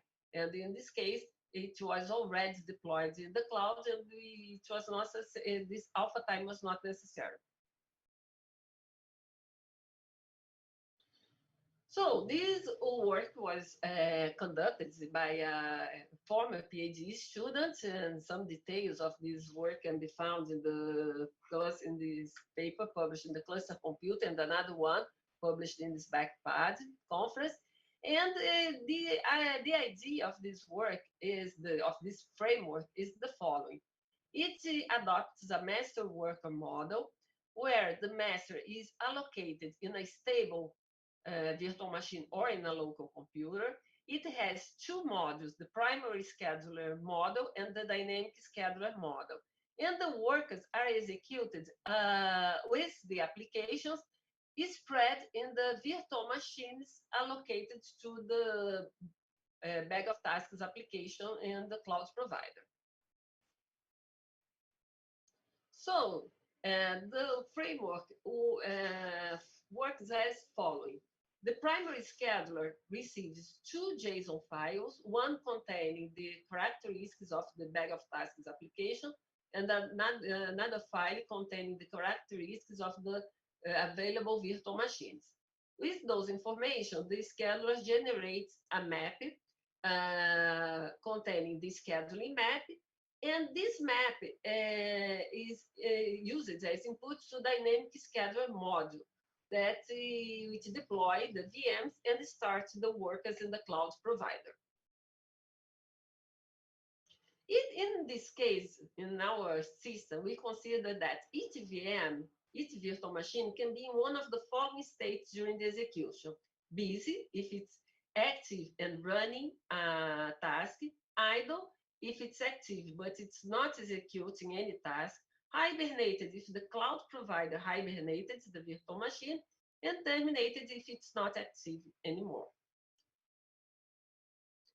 The dynamic scheduler module is an event-driven algorithm that performs some actions in response to events that can increase the monetary cost or cause temporal failure. So when the virtual machine is hibernated, the heads for the dynamic scheduler of heads updates the VM state to hibernated. When the VM resumes, we can have two cases. In the first one, the hibernation time limit has not exceeded. In this first case, the tasks allocated to that VM goes on executing. However, if the hibernation time limit has exceeded, a work stealing procedure is executed. In this case, this virtual machine tries to steal tasks allocated to other VMs, in trying to minimize the financial cost and also the execution time of the application. Another important event is, please. Another important event is when the hibernation time limit is reached. When it occurs, a migration procedure is executed. And finally, another important event occurs when the virtual machine becomes idle. The VM state is updated to idle. So in this case, it means that the VM can eventually receive migrated tasks. Next. So here I present a case study with a sequence alignment problem, which solved using this framework. We compared 22,600 SARS-CoV-2 sequence with the original Wuhan sequence using our framework. The details of this work can be found in this paper published in the last CC Grid conference. I will present some results. So using our framework, we ran that application using 24 spot instance, using 136 virtual cores. This application ran in 20 minutes and 23 seconds, and you obtained a monetary cost reduction of around 50% when compared to on-demand approach. Because we have no control over the hibernation process, we emulated this process using a Poisson distribution to model both the hibernation and resume events. And so we created 3 different scenarios. In the first one, we had no resume and more hibernating events. The second scenario, we had more hibernating, but we had resume events. And in the third scenario, we have the same rate of hibernating and resuming events. We have here the obtained results in this table. Here we have in the first column the 3 scenarios. This table presents average of 5 executions. In the second column, the number of hibernation events. In the third column, the number of resuming events. Here, the number of on-demand virtual machines allocated, deployed to solve the revocation problem, the obtained cost and mix span, and finally, the difference when we consider the on-demand solution. So, as expected, we observed that the worst results were obtained in scenario 1, where we had lots of hibernation and no resume. But even in this case, we spent less money. But in all cases, we increased the make span, as also expected. And the best saving was obtaining the third scenario. But note that even increasing the make span, in all cases, we achieved the deadline, that was 30 minutes. Next, we also solved this problem using GPUs. In this case, we executed the Mazacuda line tool, which was proposed by a professor from UNB Alba. And this tool achieves an outstanding performance using hundreds of GPUs. And as we know, such a platform is not available for most scientists. So we also explored here the accelerated virtual machines from Amazon. And as we could see, there are lots of NVIDIA GPUs in Amazon, Clapper, Maxwell, Turing, Volt, and Ampere architecture. These details of this research can be found in this paper published in the last Europar conference. And I'll present next some results we obtained. In this paper, in this work, we also have a controller and a worker.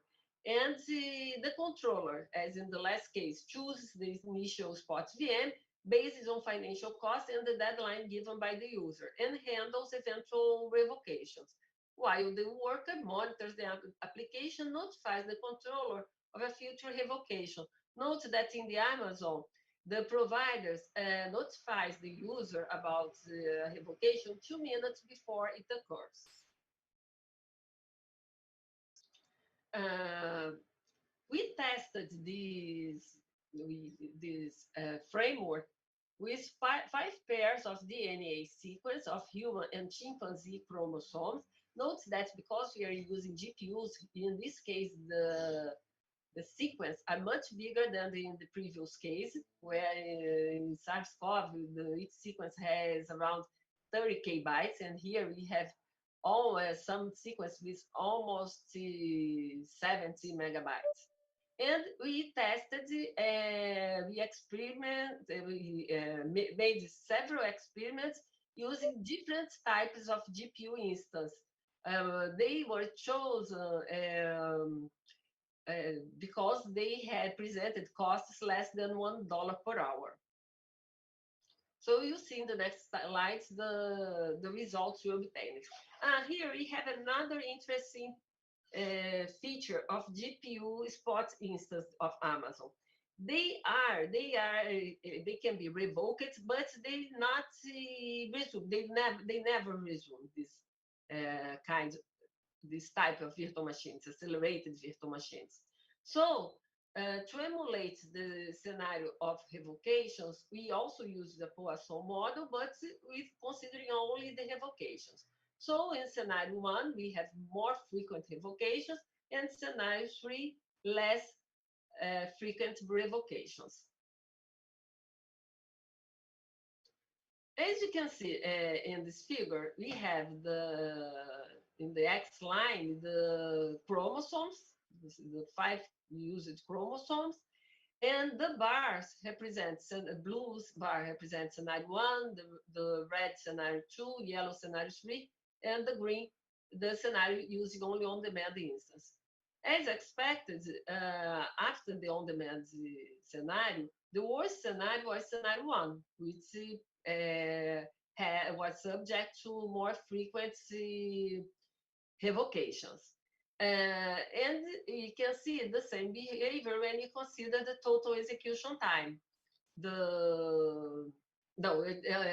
Considering the scenario 1, that was also the worst one.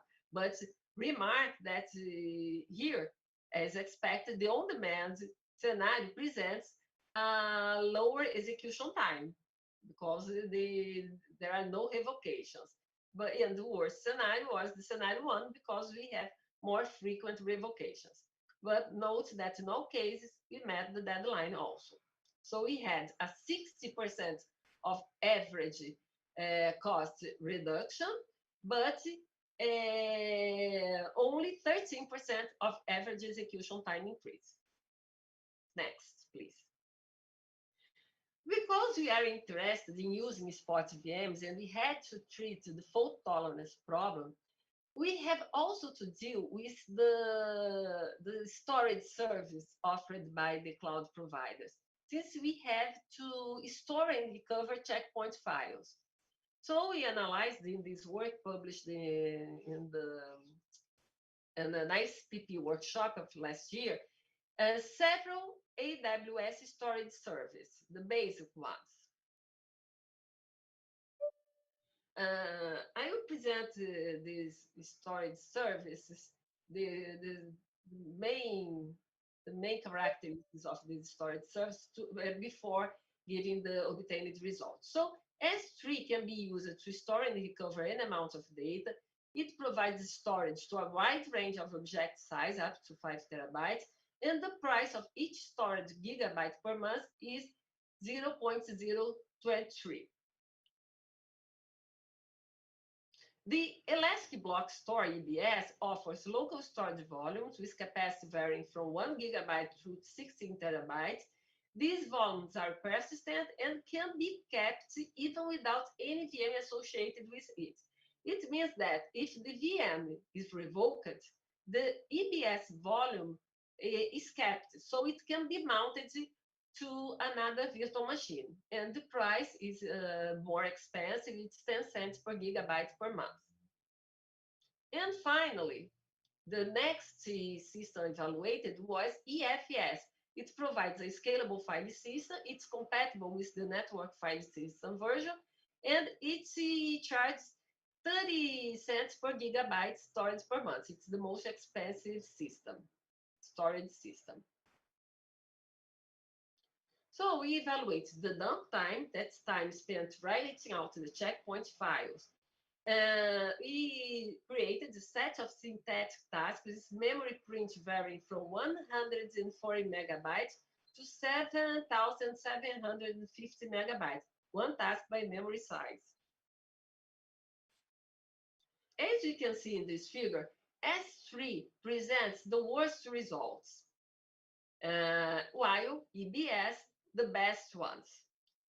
The S3 presented an increment of 72.57% when compared to EFS, and a much higher increment when compared to EBS.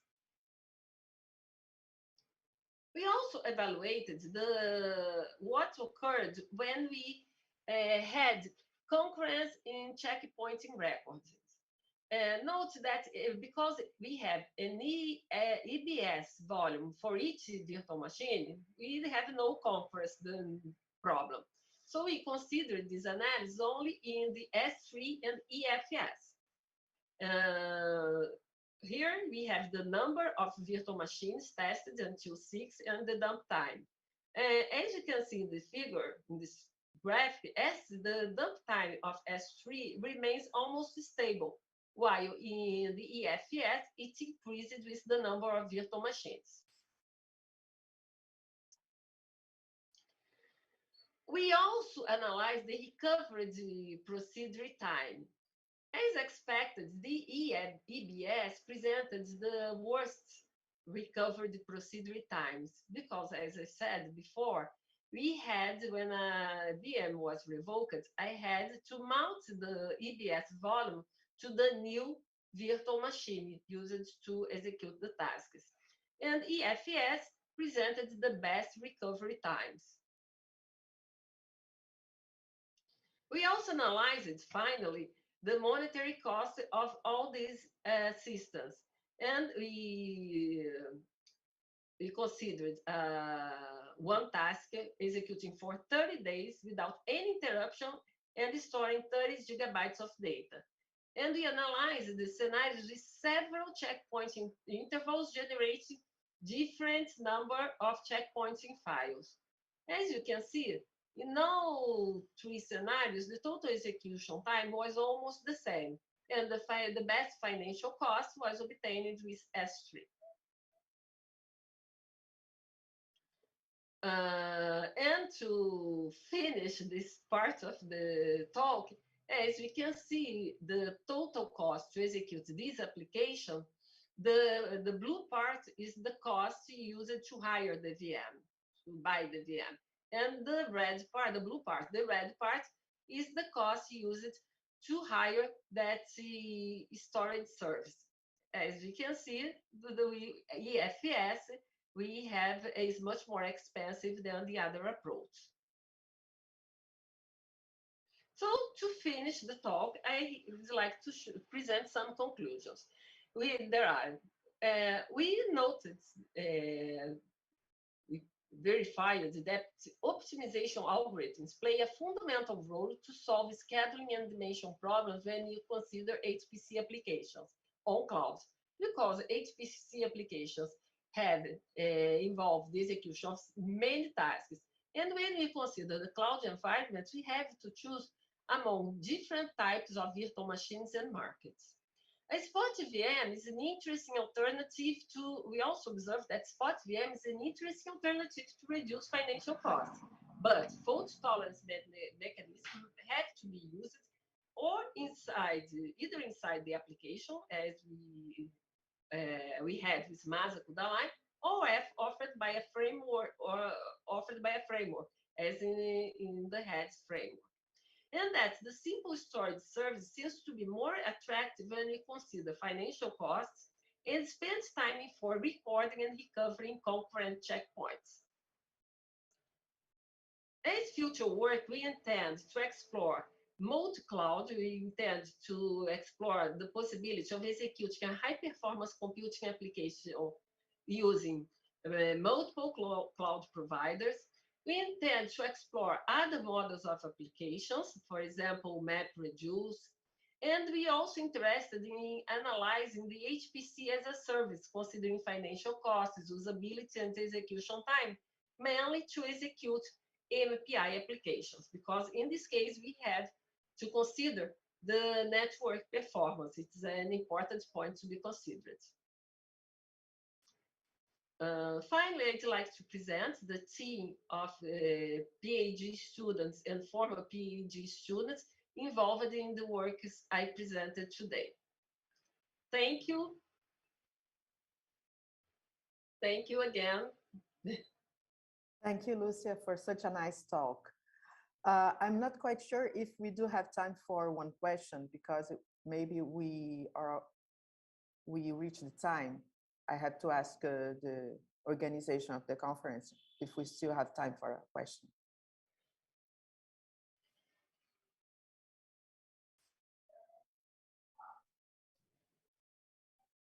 There's no answer. So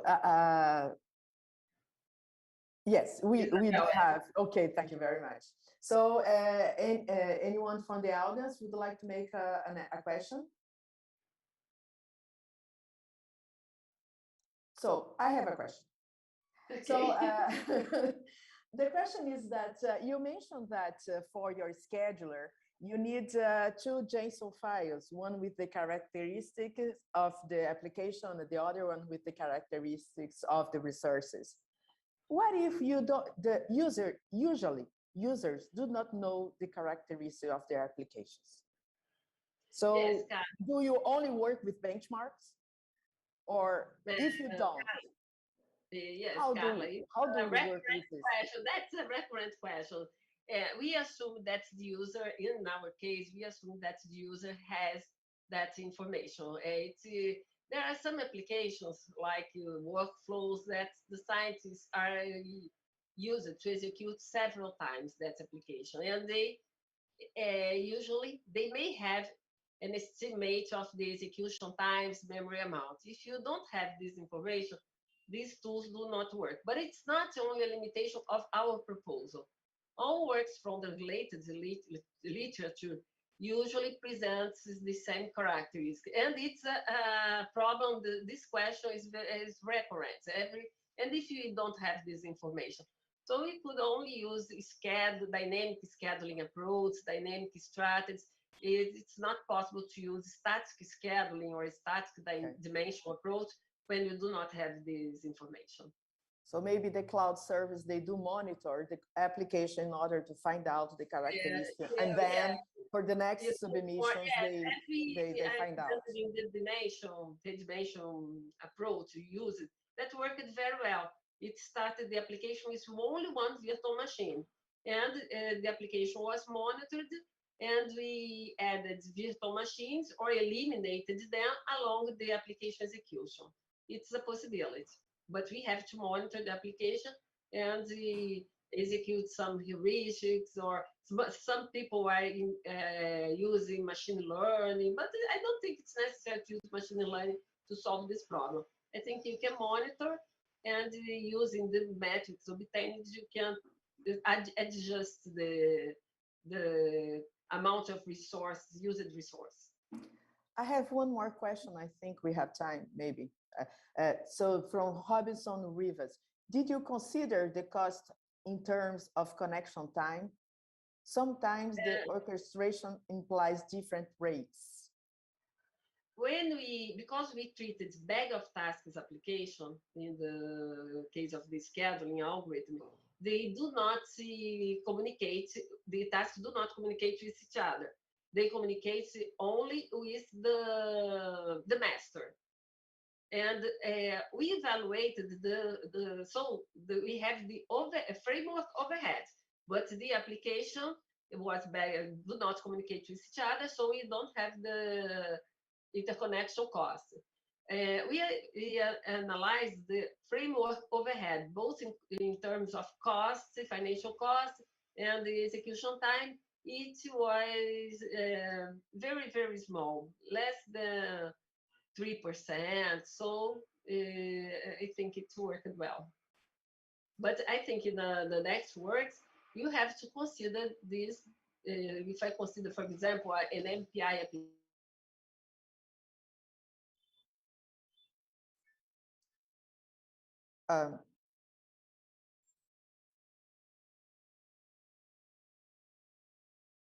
that is important for these applications. So I think that we are already ahead of time.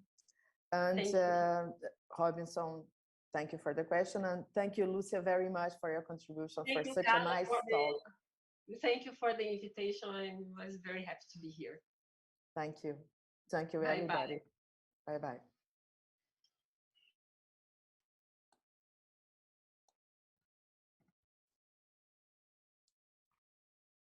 Excellent talk by Professor Lucia Drummond. Many thanks for staying with us, and we now invite you to continue your connection on a different room on Zoom. The tracks room is now habilitated, and the link was shared in the Zoom chat. You can check that there. And you can also see the link on the webpage of carla2021.org. We warmly welcome you to return to this very room, the main room, at 1 p.m. Mexico City time, to continue with our special conference from CUDI by Dr. Carlos Casasus. See you then at 1 p.m.